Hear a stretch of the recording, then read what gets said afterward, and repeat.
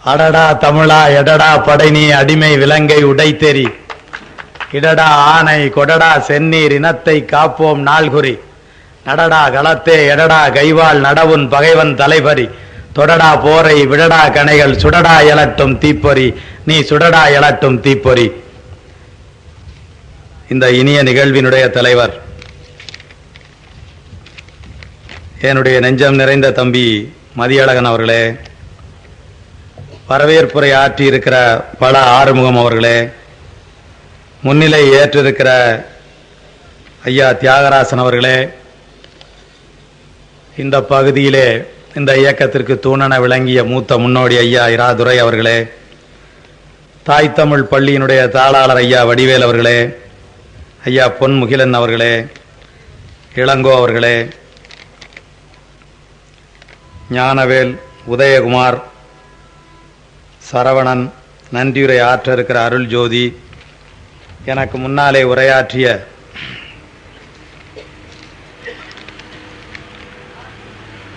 முன்னாள் தலைமை ஆசிரியர் பழனியப்பன், சுப்பிரமணியன், வழக்குரைஞர் தங்கவேல், இடிமுழக்கம் முருகேசன்,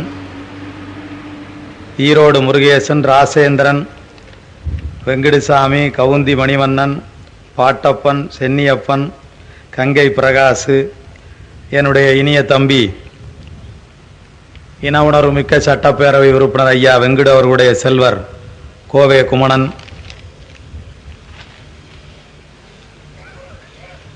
பரப்புரை தகுதியாய் இருந்தது போதும், பரப்புரை தகரியாய் இருந்தது போதும், போர்க்கள தகரியாய் வாருங்கள், பிரச்சார பீரங்கியாய் இருந்தது போதும், போர்க்கள பீரங்கியாய் வாருங்கள் என்றொரு தமிழீழ பிள்ளை எங்களை அழைத்தான். அவனுடைய அழைப்புக்கு ஏற்ப பரப்புரை தகரியாக இல்லாமல் போர்க்கள தகரியாக முனைந்து நின்று கொண்டிருக்கிற என்னுடைய இனிய நண்பர் கந்தசாமி அவர்களே, பெயர் சொல்லி அழைத்து பேசினால் எல்லோருடைய பெயரையும் சொல்லி அழைத்து பேசத்தக்க அளவுக்கு பெருமை பூண்டு கூடியிருக்கிற பேரன்பு கொண்ட பெரியோரே, என்பற்ற தாய்மாரே, நல்லிளங்காளையரே, உங்கள் எல்லோருக்கும் என் நெஞ்சம் நிறைந்த அன்பை முதலில் தெரிவித்துக் கொள்கிறேன். ஏன் வணக்கம் தெரிவிக்க மாட்டீர்களா? வணங்கி வணங்கி முதுகு வளைந்து கூனி குறுகி போய் கிடக்கிற தமிழினம் மீண்டும் வணங்கும்படியாய் ஒரு காலம் நான் சொல்லித்தர மாட்டேன். சத்தியமங்கலத்தில இருந்து நம்முடைய திராவிட வீரன், கோவையிலிருந்து ஆறுமுகம், வெண்ணந்தூரிலிருந்து இனிய தம்பிகள் என்று பல முகம் தெரிந்தவர்கள் வந்திருக்கிறீர்கள். உங்கள் எல்லோருக்கும் என்னுடைய நெஞ்சம் நிறைந்த அன்பை முதலில் உரித்தாக்கிக் கொள்கிறேன். இந்த நிகழ்ச்சிக்கு இவ்வளவு காலந்தாழ்ந்து வந்தமைக்கு முதலிலே உங்கள் எல்லோரிடத்திலேயும் என்னுடைய வருத்தத்தை நான் தெரிவித்துக் கொள்கிறேன். நான் மன்னிப்பு கேட்க முடியாது. ஏனென்றால் பாவாணர் ஐயா அவர்கள், அவரிடத்தில் ஒரு அதிகாரி தவறு செய்துவிட்டு மன்னிப்பு கேட்டாராம். பாவாணர் ஐயா அவர்கள் சொன்னார்களாம், நீ தவறு செய்து கூட தாழ்வில்லை, மன்னிப்பு என்று கேட்கிறாயே, அதுதான் என்னால் பொறுக்க முடியவில்லை, மன்னிப்பு என்பது தமிழ் இல்லை என்று சொன்னார்களாம். அது மாதிரி நான் நீண்ட நேரம் உங்களை காக்க வைத்து இங்கே வந்திருப்பது குறித்து முதலிலே வருத்தத்தை தெரிவித்துக் கொள்கிறேன். மிசா சட்டம் வந்தது, தடா சட்டம் வந்தது, பொடா சட்டம் வந்தது, இதெல்லாம் போதாது, இதை விட பெரிய கடா சட்டம் வேண்டும் என்று முதலமைச்சர் கேட்டுக்கொண்டிருக்கிறார். மிசா சட்டம், தடா சட்டம், பொடா சட்டம், கடா சட்டம், அடா புடா சட்டம் என்று எந்த சட்டம் வந்தாலும் பயப்பட மாட்டோம் என்று இங்கே கூடியிருக்கிற உங்களுக்கு முதலிலே நான் நெஞ்சம் நிறைந்த நன்றியை தெரிவித்துக் கொள்கிறேன். என்னது பெரிய செய்தியா என்று கேட்டால் பெரிய செய்திதான். இப்போது பாவாணன் பேசுகிறார் என்று சொன்னால் அரசு அனுமதி கொடுப்பதே கிடையாது. 2 நாளைக்கு முன்னாலே திருப்பூரில் பேசுவதற்காக போயிருந்தேன். திருப்பூரில் இருந்த தொடர்கள் கொஞ்சம் அதிக ஆர்வம் காரணமாக ஒரு 20-30 தட்டியை பெரிய பெரிய அளவில் எழுதி கட்டி சுவரொட்டியெல்லாம் அச்சிட்டு ஒட்டியிருக்கிறார்கள். அதுவும் முதலமைச்சர் அவர்கள் 20ஆம் தேதி வந்த நேரத்திலே இவர்கள் போய் ஒட்ட முதலமைச்சர் பார்த்து பதறி போய் உடனடியாக எங்கள் கூட்டத்துக்கு தடை விதித்து விட்டார்கள். எல்லா ஊர்லேயும் தடை விதிப்பார்கள். பிறகு நாங்கள் அங்கே இருந்தவர்களுக்கு பதிவு செய்யப்பட்ட அஞ்சலில் அவர்களுக்கு நாங்கள் முதலிலே செய்தி தெரிவிப்போம், பிறகு வழக்கு மன்றம் போவோம். இந்த பதிவு செய்யப்பட்ட செய்தி போன உடனே கூட்டம் நடத்தி கொள்ளலாம் என்று உடனே சொல்லிவிடுவார்கள். அதனால் நாங்கள் கூட்டம் நடத்த போய் எல்லா ஊர்லேயும் மீண்டும் மாநாடு நடத்தி கொண்டு வருகிறோம். அப்படிப்பட்ட அரிய வாய்ப்பை முதலமைச்சர் அவர்கள் வழங்கி வருகிறார்கள். ஆனால் அந்த வாய்ப்பு இந்த ஊரில் இல்லாமல் போய்விட்டது. இவர்கள் திருமண மண்டபம் என்று குறிப்பிட்டதனாலே இவர்கள் இந்த அனுமதியை வழங்கியிருக்கிறார்கள். இது பற்றியெல்லாம் கவலைப்படாமல் நீங்கள் இங்கே வந்திருக்கிறீர்கள். எனவே உங்களுக்கு நான் முதலிலே நன்றி சொல்லிக் கொள்கிறேன். என்னிடத்தில் என்ன எதிர்பார்த்து வந்திருப்பீர்கள் எனக்கு தெரியும். பாவாணன் பேசுகிற போது பாவாணன் பேச்சு எங்கெல்லாம் போகும் என்று உங்களுக்கு தெரியும். பாவாணன் வவுனியா காட்டுக்கு போவார், பாவாணன் சந்தனம் மணக்கிறார்னன் வீரப்பன் காட்டுக்கு போவார், பாவாணன் தமிழீழ நாட்டுக்கு போவார் என்பதெல்லாம் உங்களுக்கு தெரியும். அதற்கெல்லாம் போக வேண்டும் என்கிற அதிக ஆர்வம் எனக்கும் இருக்கிறது. ஆனாலும் அதற்கு முன்னாலே சில செய்திகளை நான் பேசிவிட்டு அந்த இடத்திற்கு உங்களை அழைத்து போகலாம் என்று நான் கருதுகிறேன். பழைய பெருங்காய பேழை, பழைய பெருங்காய டப்பா, அப்படி இன்றைக்கு காட்சி வந்து கொண்டிருக்கிற பேராய கட்சியை பற்றி, பாதிரியாரை கொண்டு விட வேண்டும், பாபர் மசூதியை இடித்து விட வேண்டும், அடிப்படை மதவாதத்தின் பேரால் உயிர்களை கொண்டு குவிக்க வேண்டும், மயிரை மாத்திரம் வளர்த்துக் கொள்ள வேண்டும் என்று சொல்லிக் கொண்டிருக்கிற பாரதிய ஜனதா கட்சி, தமிழர்கள் நெஞ்சிலே குத்துகிற ஜெயலலிதா கட்சி, தமிழர்களை முதுகிலே குத்துகிற கருணாநிதி கட்சி,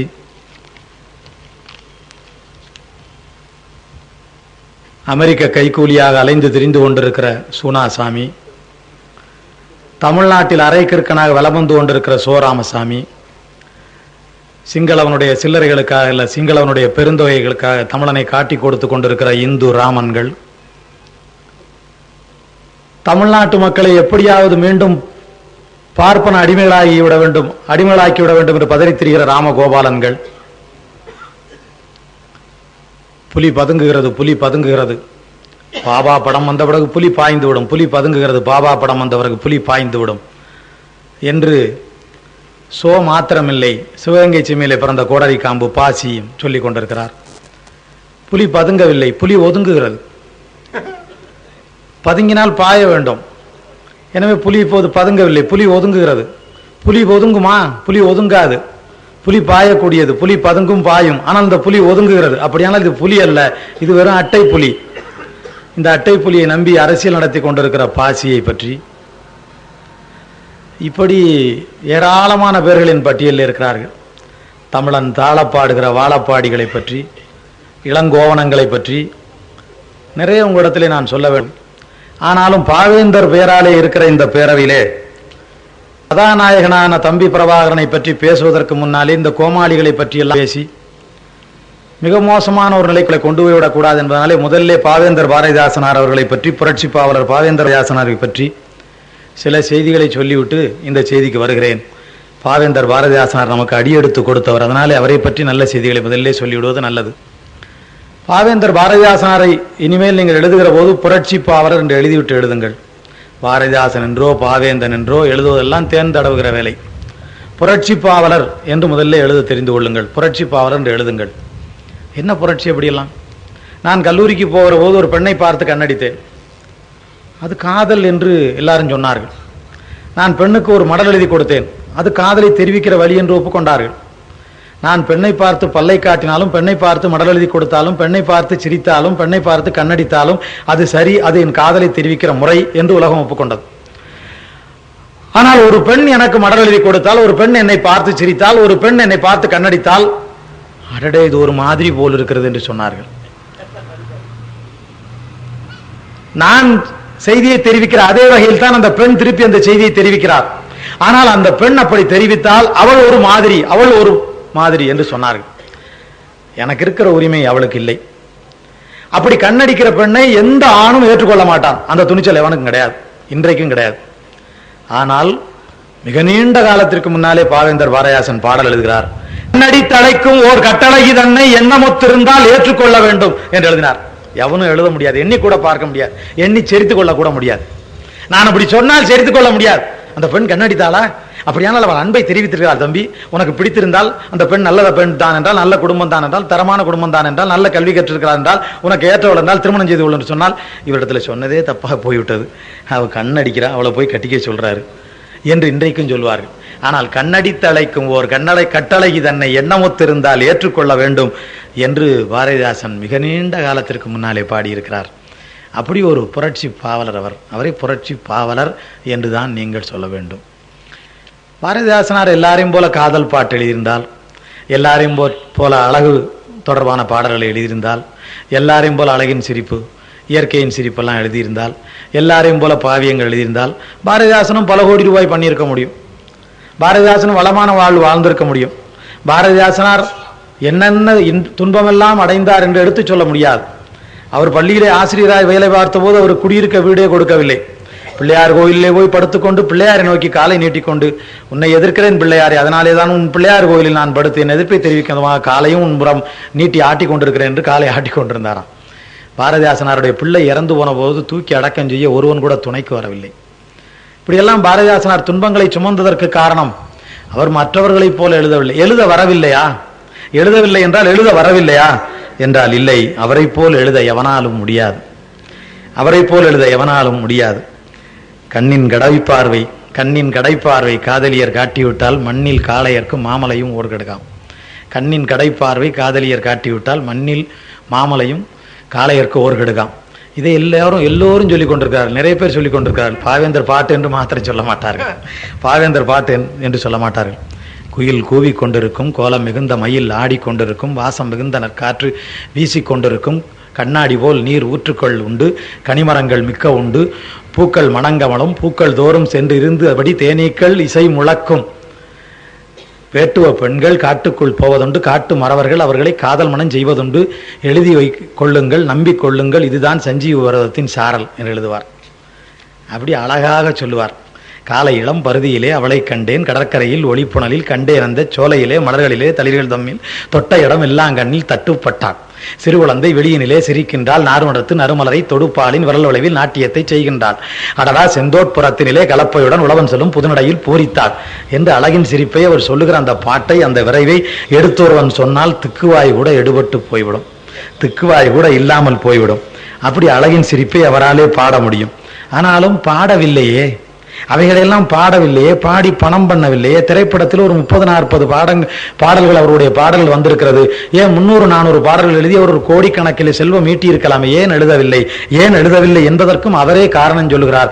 ஏடெடுத்தேன் கவி ஒன்றெழுத என்னை எழுதென்று சொன்னதுவான், ஏடெடுத்தேன் கவி ஒன்றெழுத என்னை எழுதென்று சொன்னதுவான், ஓடை குளிர்மலர் தாமரையும் தன்றன் ஓவியம் தீட்டுக என்றுரைக்கும், காடும் கலனியும் கார்முகிலும் கண்ணை கவர்ந்திட எத்தனிக்கும், ஆடும் மயில் நிகர் பெண்களெல்லாம் தங்கள் அன்பினை சித்திரம் செய்க என்பார்.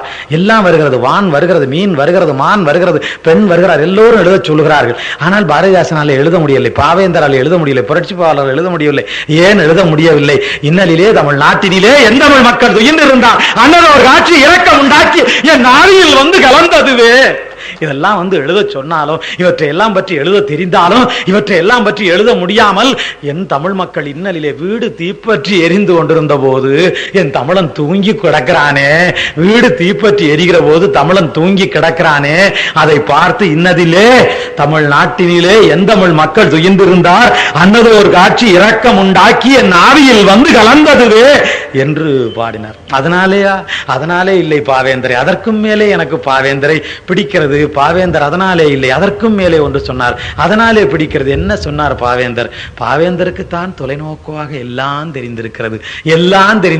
பாவேந்தர் தான் அன்றைக்கே பாடினார், இவ்வளவும் நான் பாடுகிறேன் அது உன் உள்ளத்தில் படாது, இவ்வளவும் நான் விதைக்கிறேன் அது தமிழ் மண்ணில் விளையாது, இவ்வளவும் நான் வேண்டுகிறேன் அது தமிழா உன் காதில் கேட்காது, ஆனால் தென் திசையை பார்க்கிறேன், என் சிந்தையெல்லாம் தோள்களெல்லாம் பூரிக்கிறடா என்று அன்றைக்கே பாடினார். தென் திசையை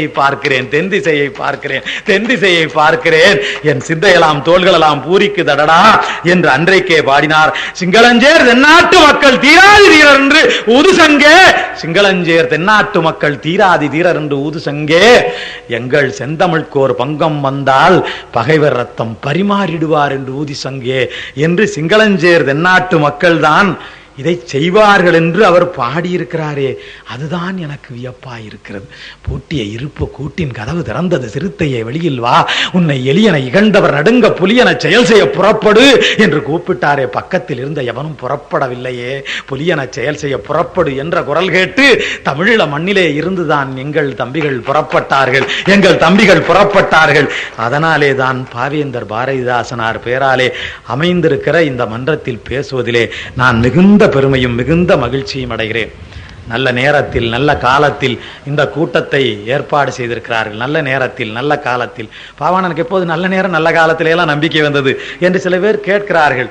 நல்ல காலம் என்றால் இது என்ன காலம்? இது கோடை காலம், இது குளிர்காலம், இது மழை காலம், இது இளவேனில் காலம், இது முதுவேனில் காலம் என்று காலங்கள் பல வகையாக பேசப்படும். கோடை காலம், குளிர்காலம், மழை காலம், முன்பணி காலம், பின்பணி காலம், இளவேனில் காலம், முதுவேனி காலம். அதுபோல இது தம்பி பிரபாகரன் காலம், இது தம்பி பிரபாகரன் பிரபாகரன் காலம். அந்த நல்ல காலத்தில் நல்ல நேரத்தில் இந்த கூட்டத்தை அருமையாக ஏற்பாடு செய்திருக்கிறார்கள். தம்பி பிரபாகரன் காலம் மட்டும்தானா? இல்லை இல்லை இல்லை. 25/5/2002 அன்றைக்கு 490 ஆண்டுகளாக அடிமையாக கிடந்த கிழக்கு தைமூர் விடுதலை அடைந்திருக்கிறது. 25/5 மாதத்திற்கு முன்னாலே கிழக்கு தைமூர் விடுதலை அடைந்திருக்கிறது. 16/5/2002 அன்று மியான்மர் என்று சொல்லப்படுகிற பர்மா நாட்டிலே, அந்த நாட்டில் விடுதலை உணர்வுக்காக போராடி கொண்டிருக்கிற ஆங் சான் சூகி என்கிற பெண்மணி 16/5/2002 விடுதலை செய்யப்பட்டிருக்கிறார். தமிழீழ மண்ணிலே சிங்களவன் ஒருவன் செய்தி எழுதுகிறவன், எழுத்தாளன், மிகச்சிறந்த திறனாய்வாளன். தமிழீழ மண்ணிலே மிகச்சிறந்த திறனாய்வாளன். எல்லா ஏடுகளும் அவனுடைய எழுத்தை போற்றும். அப்படி எழுதக்கூடிய திறனாய்வாளன். எல்லா அரசியல்வாதிகளும் அவனுடைய எழுத்தை படிப்பார்கள். எல்லா புத்த மத குருக்களும் அவனுடைய எழுத்தை படிப்பார்கள். அவனுடைய பெயர் பிரெயின் சேன வீரரத்னே. பிரெயின் சேன வீரரத்னே என்பது அவனுடைய பெயராகும். சேன வீரரத்னே எல்லா ஏடுகளிலேயும் எழுதக்கூடியவர். எல்லா ஏட்டிலேயும் எழுதிய ஒரு செய்தியை அச்சடித்து எல்லா பாராளுமன்ற உறுப்பினருக்கும், எல்லா நாடாளுமன்ற உறுப்பினருக்கும், எல்லா அமைச்சர்களுக்கும், எல்லா புத்தகுருமார்களுக்கும் அவர் அனுப்பி வைக்கிறார். 21/7/2002 அன்று அவர் 21/5/2002 அன்று அவர் அனுப்பி வைக்கிறார். அவர் அனுப்பி வைக்கிறார், எல்லாருக்கும் அனுப்பி வைக்கிறார். செய்தியை உடைத்து படிக்கிறார்கள். அதில் அவர் எழுதியிருக்கிறார், நீங்கள் இனிமேல் சிங்கள மக்களை உணர்வூட்டி, நீங்கள் இனிமேல் சிங்கள மக்களை திசைருப்பி, நீங்கள் இனிமேல் சிங்கள மக்களிடம் அரசியல் செய்து ஆட்சி அதிகாரம் கைப்பற்றுவதற்காக தமிழீழ விடுதலை புலிகளோடு போரை தொடரக்கூடாது. நீங்கள் அப்படி போரை தொடர்வதானால் நீங்களே அந்த போர் வீரர்களாக தலைமை தாங்கி அந்த போர்க்களத்துக்கு செல்லுங்கள். சிற்றூரில் இருக்கிற ஏழை மக்களை, ஏழை சிங்களவர்களை வேலை என்கிற பெயரால் போர்க்களத்துக்கு இட்டு செல்லாதீர்கள். தமிழீழ விடுதலை புலிகளோடு இனி போர் செய்வது என்பது தற்கொலைக்கு சமமாகும் என்று அவன் எழுதியிருக்கிறான். எல்லாருக்கும் எழுதியிருக்கிறான். தமிழீழ விடுதலை புலிகளோடு நீங்கள் போர் செய்வது என்பது தற்கொலைக்கு சமமாகும் என்று எழுதியிருக்கிறான். உலகம் பூராவும் தம்பி பிரபாகரன் காலம், விடுதலை காலம், விடுதலை காலம், விடுதலை நடந்து கொண்டிருக்கிற காலம். உலகம் பூராவும் சரி, தமிழ்நாட்டை பற்றி ஏதாவது சொல்லுங்களேன், இந்திய துணைக்கண்டத்தை பற்றி சொல்லி தமிழ்நாட்டை பற்றி ஏதாவது சொல்லுங்களேன் என்று நீங்கள் கேட்பது எனக்கு தெரிகிறது. தமிழ்நாடு பூராவும் நான் பேசுவதற்கே தடை விதிக்கிறார்கள். நான் என்ன பெரிதாக பேசிவிடப் போகிறேன்? நான் பேசுவதற்கே தடை விதிக்கிறார்கள். நான் அவர்களுக்கு எடுத்து சொல்லிக் கொண்டு வருகிறேன். இங்கே எங்கூட அரசின் உளவு பிரிவை சேர்ந்தவர்கள் அன்போடு எனக்காக காத்திருப்பார்கள். அவர்களுக்கும் நான் சொல்லிக் கொள்வேன், என்னை பேச விடுங்கள், இல்லை என்றால் என் பிள்ளைகள் குண்டு வீச தொடங்கி விடுவார்கள் என்கிற செய்தியை நான் உங்களுக்கு சொல்லிக் கொள்வேன். குண்டு வீச முடியுமா என்று நீங்கள் கேட்கலாம். நீங்கள் என்ன விடுதலை புலிகளா, குண்டு வீச விட முடியுமா என்று நீங்கள் கேட்கலாம். தமிழீழ தமிழன் தான் குண்டு வீசுவான் என்று நீங்கள் கருதாதீர்கள். தமிழ்நாட்டு தமிழன் ஒருவன் அணுகுண்டே வீசக்கூடியவனாக இருக்கிறான். அதனாலே தான் இந்தியாவினுடைய குடியரசுத் தலைவராக ஆகியிருக்கிறான் என்கிற செய்தியை நீங்கள் மறந்து விடாதீர்கள். நாங்கள் ஆள பிறந்தவர்கள் என்கிற செய்தி இந்திய துணைக்கண்டத்தில் இருக்கிறவனுக்கும் இப்போதுதான் தெரிந்திருக்கிறது. இதுவரையிலே நாங்கள் தாள பிறந்தவர்கள், இதுவரையிலே நாங்கள் புன்மை தேரைகள், பொட்டு பூச்சிகள் என்று நினைத்துக் கொண்டிருந்தவன் தம்பி பிரபாகரன் தலையெடுத்த பிறகு, தமிழீழ விடுதலை புலிகள் தலையெழுத்த பிறகு, தமிழ்நாட்டிலே இருந்து எங்கள் தம்பிகள் போர்ப்படை வெற்றி பெற்ற பிறகு, இன்றைக்கு இந்திய துணைக்கண்டத்திலே இந்தியாவுடைய குடியரசுத் தலைவராக யாரை அமர்த்தலாம் என்று தேடி பார்க்கிற போது ஆள பிறந்தவர்கள் தமிழர்கள் தான், அவர்களில் ஒருவரை அமர்த்தலாம் என்று சொல்லி எங்கள் ஐயா அப்துல் கலாமை அழைக்கிறார்கள். அப்படியே அமுக்க பார்க்க. அப்துல் கலாம் யார்? அந்த அப்துல் கலாம் யார்? அப்துல் கலாம் எங்கள் ராமேஸ்வரம் தீவிலே பிறந்தவர். கடல் அலை தாளாட்டுகிற ராமேஸ்வரம் மண்ணிலே இருந்து பிறந்து வளர்ந்து போனவன். அப்துல் கலாம் எளிய கோயிலை குடும்பத்திலே இருந்து பிறந்து வளர்ந்து போனவர். அப்துல் கலாம் என்னை போல 4 முழ வேட்டி தான் உடுத்துகிற வழக்கம் உள்ளவர். அப்துல் கலாம் என்னை போல வெள்ளை சட்டை தான் போடுகிற பழக்கம் உள்ளவர். அன்றைக்கு அப்துல் கலாம் எளிய செருப்போடு அவாய் செப்பலோடு அமெரிக்க நாட்டுக்கு ஒரு காலத்தில் போயிருந்தார். அன்றைக்கு அமெரிக்காரன் கேட்டான், இவர்தான் அப்துல் கலாமா என்று எள்ளி நகையாடினான். அப்துல் கலாமுக்கு அருகில் இருந்தவன் சொன்னான், அப்துல் கலாமின் ஆடைகள் எல்லாம் அவருடைய அறிவு ஒரு நாள் அவரை அகிலத்திற்கு அறிமுகப்படுத்தும் என்று அவன் அருகில் இருந்து சொன்னான். இன்றைக்கு அமெரிக்கா அவனை பார்த்து அதிசயப்படுகிறது. ஒரு அணுகுண்டு வெடித்த அப்துல் கலாமை பார்த்து அமெரிக்கா அதிசயப்படுவதற்கு என்ன இருக்கிறது? 6000 அணுகுண்டுகள் வெடித்த அமெரிக்கா அப்துல் கலாமை பார்த்து அதிசயப்படுவதற்கு என்ன இருக்கிறது? இருக்கிறது 6000 அணுகுண்டை வெடித்தானே அமெரிக்காக்காரன், அவன் அணுகுண்டு எப்படிப்பட்டது? அவன் முதலாவது அணுகுண்டு வெடித்த போது அது 50 கிலோமீட்டருக்கு இடையிலே விழுந்தது. இங்கே இருந்து 50 கிலோமீட்டருக்கு முன்னே பின்னே 25 கிலோமீட்டர்ல 30 கிலோமீட்டர்ல 40 கிலோமீட்டர்ல போய் அந்த வெடிகுண்டு வெடிக்கும். அவனுடைய அந்த அணுகுண்டுடைய டார்கெட் இலக்கு 50 கிலோமீட்டர். அதற்கு பிறகு 1000 அணுகுண்டு, 2000வது அணுகுண்டு, 3000வது அணுகுண்டு, ஒவ்வொரு அணுகுண்டு வெடிக்கிற போது அதனுடைய இலக்கை குறைத்து கொண்டு வருகிறான். இங்கே இருந்து ஒரு குடியரசுத் தலைவருடைய மாளிகையின் மீது, இங்கே இருந்து ஒரு வெடிக்கிடங்கின் மீது, இங்கே இருந்து ஒரு படையின் மீது வீச வேண்டுமானால் அந்த படை முகாமிட்டு இருக்கிற 50 அடிக்குள்ளே வீசி ஆக வேண்டும் என்று அவன் முயன்று அவன் 6000வது முறை அணுகுண்டு வீசிய போது 2 கிலோமீட்டருக்கு முன்னே பின்னே விழுந்தது. அவன் இந்த பள்ளியை குறியெடுத்து இங்கே இந்த இடத்தை குறிவைத்து வீசினால் 2 கிலோமீட்டர் முன்னேயோ பின்னையோ அது விழக்கூடும். 6000வது அணுகுண்டு வெடித்த அமெரிக்காக்காரனுடைய அணுகுண்டு அதனுடைய டார்கெட் 2 கிலோமீட்டர். ஆனால் எங்கள் அப்துல் கலாம் வீசிய முதலாவது அணுகுண்டு அதனுடைய இலக்கு வெறும் 50 அடியாகும். அமெரிக்காக்காரனை அசந்து போனான். 50 அடிக்குள்ளே அணுகுண்டு வீசக்கூடிய ஆற்றலாளன் அப்துல் கலாம். அவனை அழையுங்கள் என்று சொன்னான். ஏதேது அமெரிக்காக்காரனை அழைத்து போய் விடுவானோ என்று அஞ்சித்தான் இந்திய குடியரசுத் தலைவராகவே அவரை ஆக்கி இங்கே வைத்திருக்கிறார்கள். அவர் யார்? அவர் யார்? அவர் யார்? அப்துல் கலாம் யார்? முதலாக அப்துல் கலாம் அணுகுண்டை கண்டுபிடித்த உடனே அவனை சாய்ப்பதற்கு போனார்கள், கட்டி அணைக்க போனார்கள், அமுக்கி விடலாம் என்று பார்த்தார்கள். அப்துல் கலாமிடம் போனார்கள். அப்துல் கலாம் நீங்கள் எங்கே படித்தீர்கள்? நான் ராமேஸ்வரம் தீவிலே இருந்த எளிய ஊராட்சி ஒன்றிய பள்ளிக்கூடத்திலே தான் படித்தேன். அப்துல் கலாம் அதற்கு பிறகு நீங்கள் எங்கே படித்தீர்கள்? ராமநாதபுரத்தில் இருக்கக்கூடிய பெரிய பள்ளிக்கூடத்திலே படித்தேன். அந்த பள்ளிக்கூடத்திலே என்ன வழியிலே படித்தேன்? அங்கேயும் தமிழ் வழியிலே தான் படித்தேன். அப்துல் கலாம் தமிழ் வழியிலே படித்தேன் என்று சொல்கிறார்கள் என்று பார்த்து அவரை திசை திருப்ப வேண்டும் என்பதற்காக அப்துல் கலாம் நீங்கள் உங்களுக்கு பிடித்தது எது என்று அடுத்த கேள்வி மாற்றி கேட்டார்கள். அப்துல் கலாம் அடுத்த கேள்விக்கு சொன்னார், எனக்கு பிடித்தது திருக்குறள் என்று சொன்னார். முதல் செருப்படி வாங்கி இரண்டாவது செருப்படி விழுந்தது, அசந்து போனான். அப்புறம் கேட்டான், அப்துல் கலாம் உங்களுக்கு திருக்குறள் தான் பிடிக்குமா? உங்களுக்கு தமிழ் தான் பிடிக்குமா? தமிழால் எல்லாம் முடியுமா? அணுகுண்டு வரையிலே கண்டுபிடித்த அப்துல் கலாம் அணுகுண்டு தமிழாலே முடியுமா என்று கேட்டான். அப்துல் கலாம் அதற்கும் சொன்னார், அணுகுண்டுக்கு மேலே என் அன்னை தமிழாலே முடியும், என் அன்னை தமிழாலே முடியும் என்று சொன்னார் அப்துல் கலாம். அப்துல் கலாமே சொன்ன பிறகு அவாளை வாழலாம் முடியாது என்று சொல்கிறார்களே இந்த நாட்டில். அப்துல் கலாமே அறிவியலில் எல்லாம் முடியும் என்று சொன்ன பிறகு அவாளி வாழலாம் சொல்லிக் கொண்டு திரிகிறான். இன்னமும் சொல்லிக் கொண்டு திரிகிறான், முடியாது முடியாது முடியாது முடியாது முடியாது என்று சொல்லிக் கொண்டு திரிகிறான். அப்படிப்பட்ட அப்துல் கலாமையே இந்த நாட்டினுடைய குடியரசுத் தலைவராக ஆக்குகிற காலம் இந்த காலம். இன்னொரு குறிப்பு இருந்தது,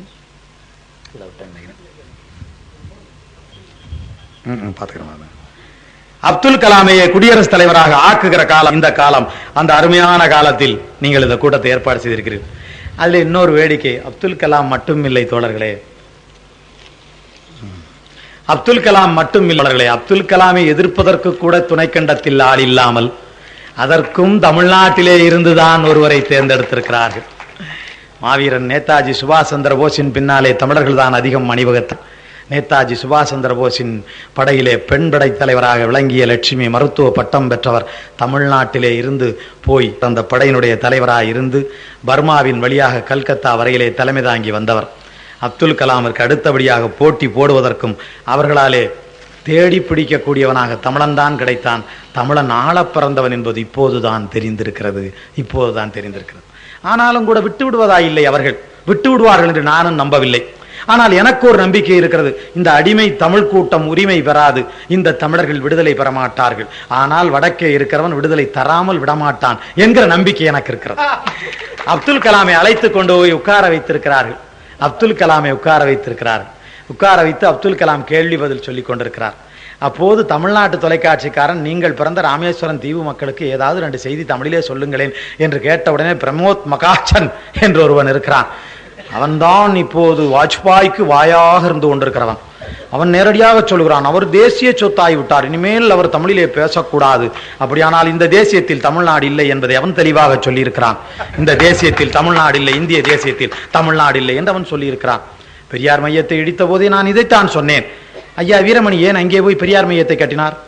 அவர் இந்திய தேசியத்தில் தனக்கு ஈடுபாடு இருப்பது என்பதை காட்டிக்கொள்வதற்காக கட்டினாரா? இந்திய ஒருமைப்பாட்டை ஏற்றுக்கொள்வதற்காக கட்டினாரா? ஏன் அங்கே போய் கட்டினார்? அவர் எதற்காக கட்டினாரோ எனக்கு தெரியாது. ஆனால் பெரியார் மையம் இங்கே கட்டப்படக்கூடாது, தமிழ்நாடு வேறு நாடு, அங்கே ஓடு என்று அவன் இடித்து நம்மை அனுப்பியிருக்கிறான் என்கிற செய்தியை நான் தெளிவாக சொன்னேன். அவன் தெளிவாக இருக்கிறான், தமிழ்நாடு வேறு நாடு, பெரியார் மையம் கட்ட வேண்டுமானால் தமிழ்நாட்டுக்கு ஓடு என்று அவன் விரட்டி அடித்திருக்கிறான். எனவே அவன் தருகிறானோ இல்லை, நாம் பெறுகிறோமோ இல்லையோ, அவன் நிச்சயமாக நமக்கு நாடு தருவான். அந்த வேலையை அவன் விடாமல் செய்வான். சிங்களவர்களும் புத்த மத குருக்களும் தொடர்ந்து முயற்சி செய்துதான் நமக்கு தமிழ் நாட்டை தருகிறார்கள். உலகத்தில் முதலாவது தமிழ் நாட்டை அவர்கள் தரப்போகிறார்கள், 2வது தமிழ்நாட்டை இவர்கள் தருவார்கள் என்கிற நம்பிக்கை எனக்கு இருக்கிறது. இவருடைய செயல்கள் தொடர்ந்து அதைத்தான் நிறுவிக்கொண்டு வருகிறது. அதைவிட நல்ல காலத்தில் நல்ல நேரத்தில் நடத்துகிறோம் என்பதற்காக இதை எல்லாவற்றையும் விட நல்ல காலம் நல்ல நேரம் நமக்கு வந்திருக்கிறது. எங்களோட ஊர்ல ஒரு ஐயர் கடை வச்சிருக்கிறார். அந்த கடையிலே 4 ஐயர் காலையில் உட்காந்து பேசி கொண்டிருப்பார்கள். நம்முடைய ஆள்லாம் இப்படி வாயை பார்த்து கொண்டே இருப்பார்கள். அந்த ஐயர் 4 பேர் பேசி கொண்டிருக்கார். ஒரு ஐயர் சொல்றார், நேற்று 18 ரூபா நோட்டு வந்திருக்கு பார்த்தீங்களா அப்படின்னு கேட்கிறார்.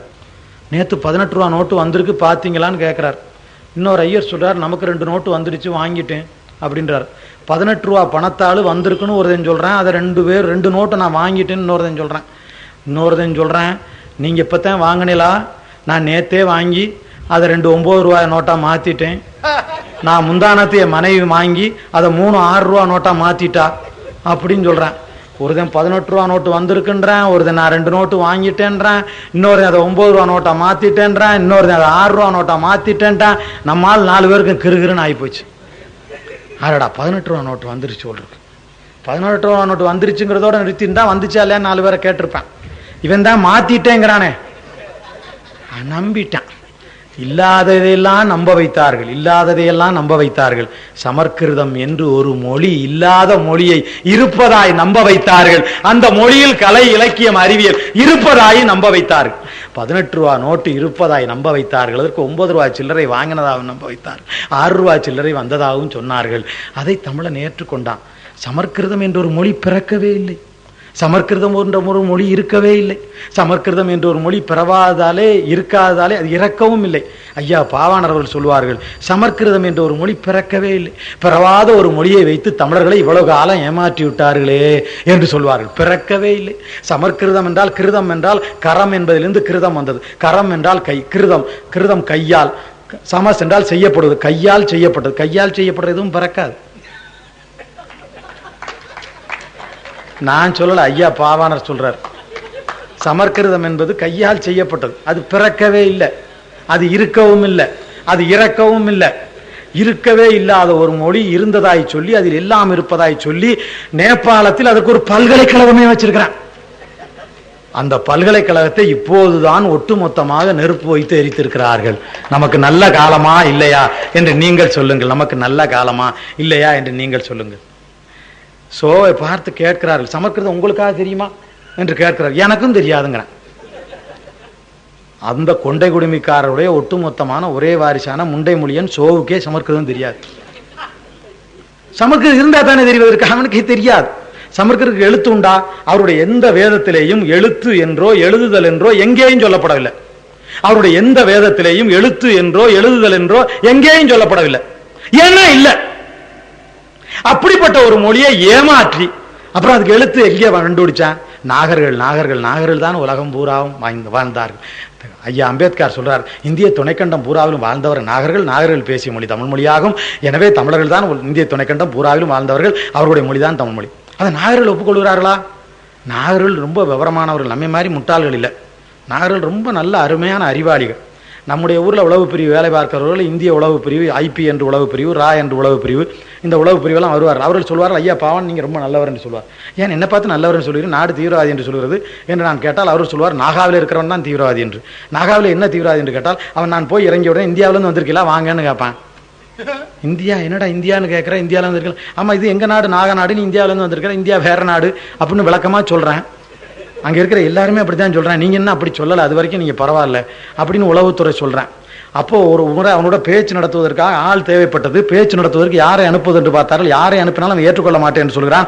அப்போது அறம் என்பவர் பேரை கேள்விப்பட்டு இது தமிழ் பேர் மாதிரி இருக்கிறது என்று நாகா கேட்கிறான். ஆமாம் இவர் தமிழர் தான், தமிழ்நாட்டிலிருந்து காந்திய மன்றத்திலிருந்து அறம் என்று வந்திருக்கிறார், டாக்டர் அறம் வந்திருக்கிறார் என்று சொன்னார்கள். ஓஹோ அவன் வந்திருக்கிறானா, நாங்கள் தமிழர்கள், நாங்கள் நாகர்கள் தமிழர்கள் தான், எனவே என் சொந்தக்காரன் அவனை வேண்டுமானா உள்ளே விடுகிறான், வந்து பேசட்டும் என்று சொன்னான்.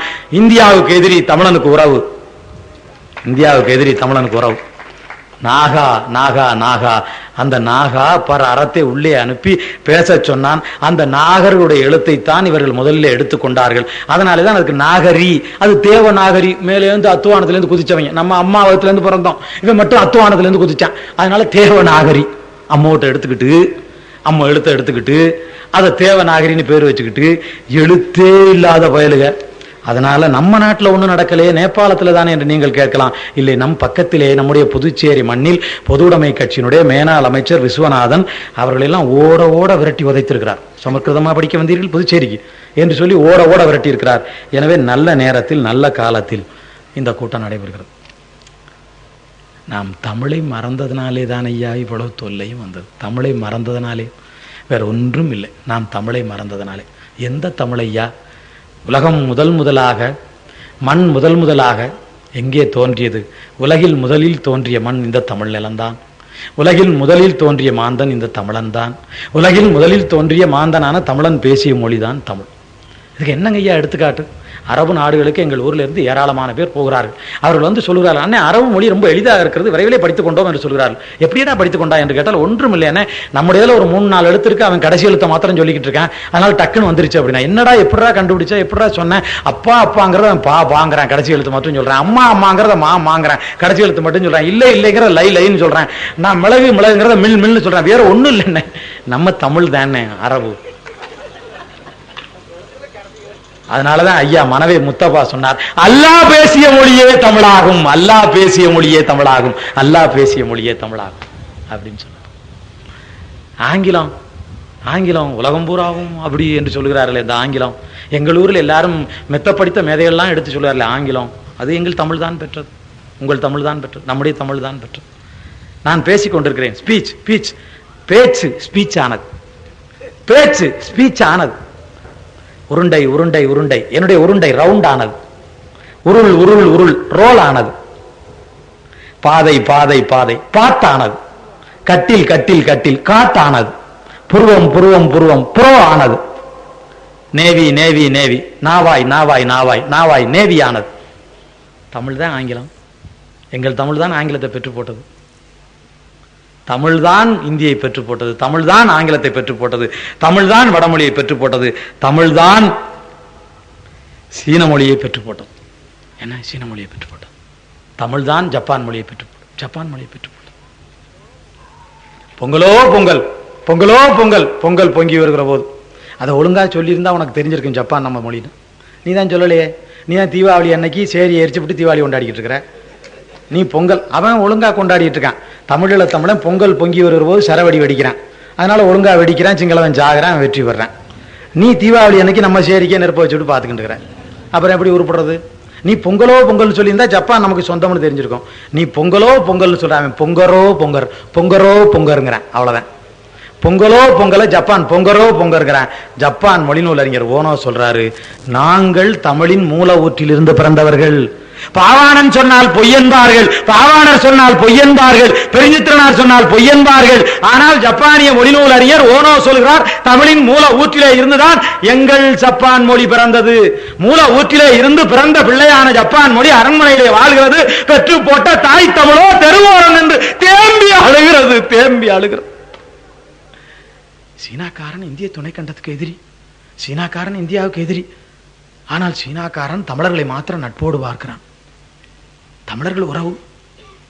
இப்போது கணினி கணினி கணினி கணிப்பொறி கணினி உலகம் கம்ப்யூட்டர் வேர்ல்டு கணினி கணினி கணினியிலே ஆங்கிலத்தை விட தமிழ் கொடி கட்டி பறக்கிறது. தெரியுமா உங்களுக்கு? ஆங்கிலத்தை விட தமிழ் கொடி கட்டி பறக்கிறது. அப்படி பறப்பதற்கு யார் காரணம்? கொண்டு வந்தது யார்? தமிழன் இல்லை. கொண்டு வந்தவன் தமிழன் இல்லை.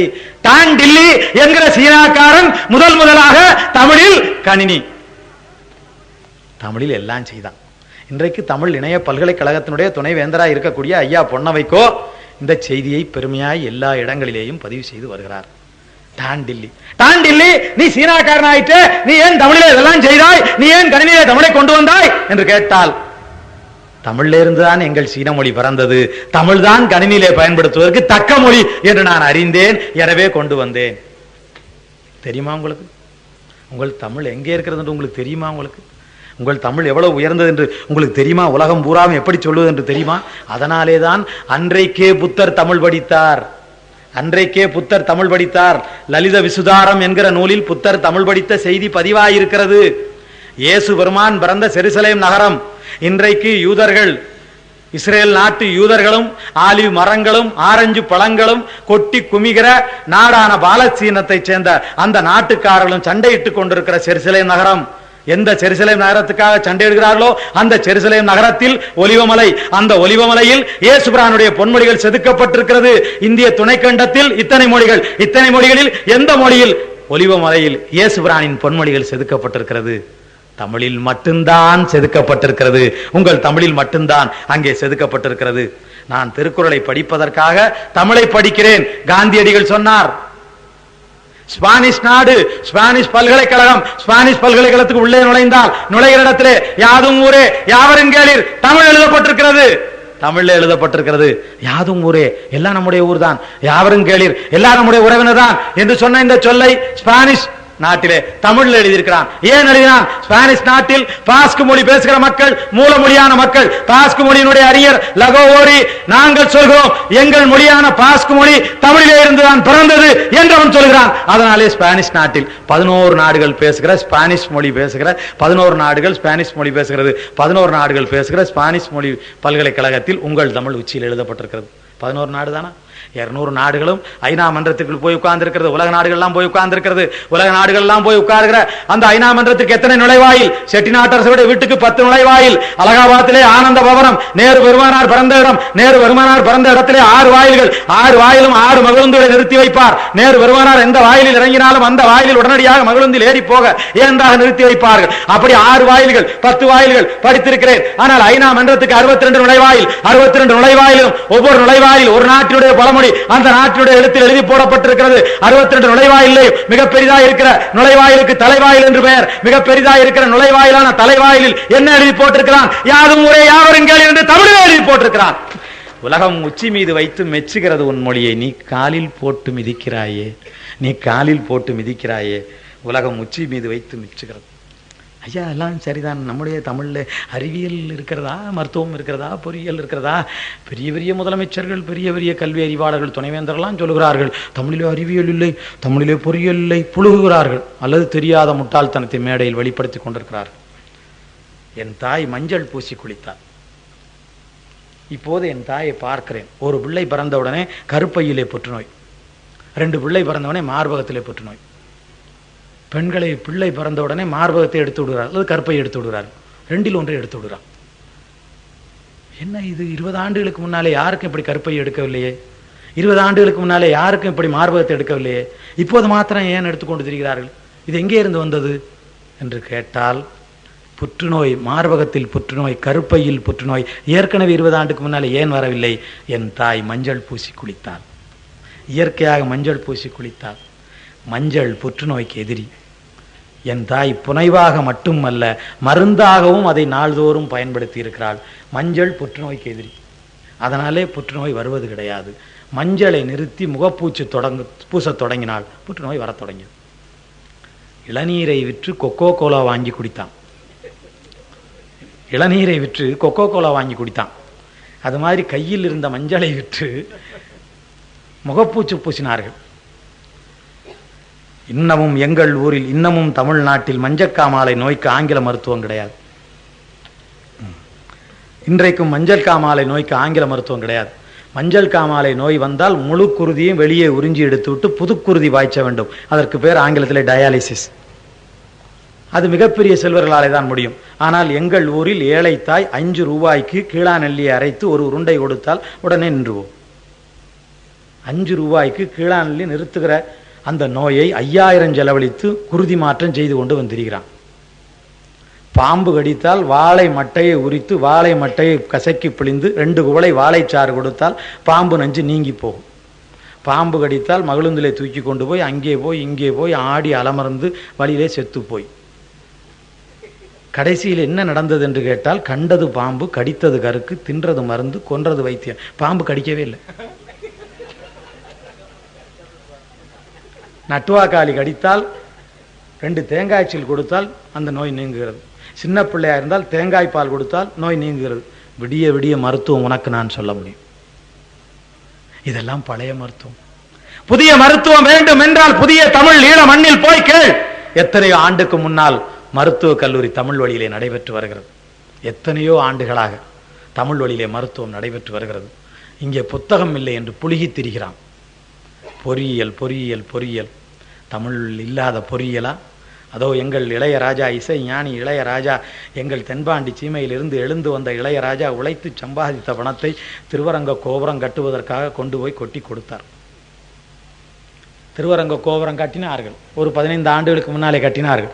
இப்போது திருவரங்க நகராட்சி சுற்றுச்சுவர்களில் எல்லாம் எழுதி போட்டிருக்கிறான், 3 கிலோமீட்டர் எல்லைக்குள் எவனும் ஆழ்குழாய் கிணறு போடக்கூடாது. அப்படி ஆழ்குழாய் கிணறு போட்டால் இந்த கோபுரம் விழுந்து போகும். ஒரு 15 ஆண்டுக்குள்ளே. ஆனால் பக்கத்தில் தஞ்சையில் 2000 ஆண்டுகளுக்கு முன்னாலே கட்டப்பட்ட தஞ்சை பெரிய கோபுரத்தினுடைய நிழல் எப்படி கீழே விழவில்லை என்று இன்னும் தெரியவில்லை. கீழே நிழல் விழாமல் அவன் எப்படி கோபுரம் கட்டினான் என்பதை ஆங்கில பொறியியல் படித்து கிழித்த எவனும் இன்னும் கண்டுபிடிக்கவில்லை. இன்றைக்கு மின் தூக்கி கிரேன் இருக்கிறது. மின் தூக்கி அது 10 டன் எடையை தூக்கக்கூடியதாக இருக்கிறது. அது ஒரு 10 அடிக்கு தூக்கக்கூடியதாக இருக்கிறது. ஆனால் 240 அடி உயரத்திற்கு 80 டன் எடையுள்ள கல்லை அந்த காலத்திலே தூக்கி வைத்திருக்கிறான். அப்போது அவன் எந்த மின் தூக்கி வைத்துக் கொண்டிருந்தான்? தமிழரிடத்தில் இல்லாத பொறியியலா? நான் சொன்னால் அது பெரிய செய்தியாய் போகும், மிகப்பெரிய செய்தியாய் போகும். முதலாவது கப்பலை கட்டியவன் தமிழன், முதலாவது அணையை கட்டியவன் தமிழன், உலகத்தில் முதலாவது கப்பலை கட்டியவன் தமிழன். இந்த பதிவு போல் முதலாய் யவனர்கள் பார்க்கிறார்கள்.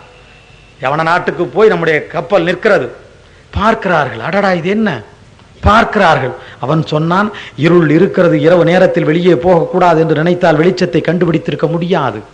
கடல் இருக்கிறது, நிலத்திலே மாத்திரம்தான் நீ விளையாடலாம் என்று நினைத்தால் கடலில் போகிற களத்தை கட்டியிருக்க முடியாது. நாங்கள் தமிழர்கள் கடலில் போகலாம் என்று நினைத்தோம், களத்தை கட்டினோம், இந்த களத்தை கட்டி கொண்டு வந்திருக்கிறோம் என்று சொன்னான். எங்கே இருந்து வந்திருக்கிறீர்கள்? தமிழ்நாட்டில் தஞ்சை மாவட்டத்தில் பூம்புகாரில் இருந்து வந்திருக்கிறோம் என்று சொன்னான்.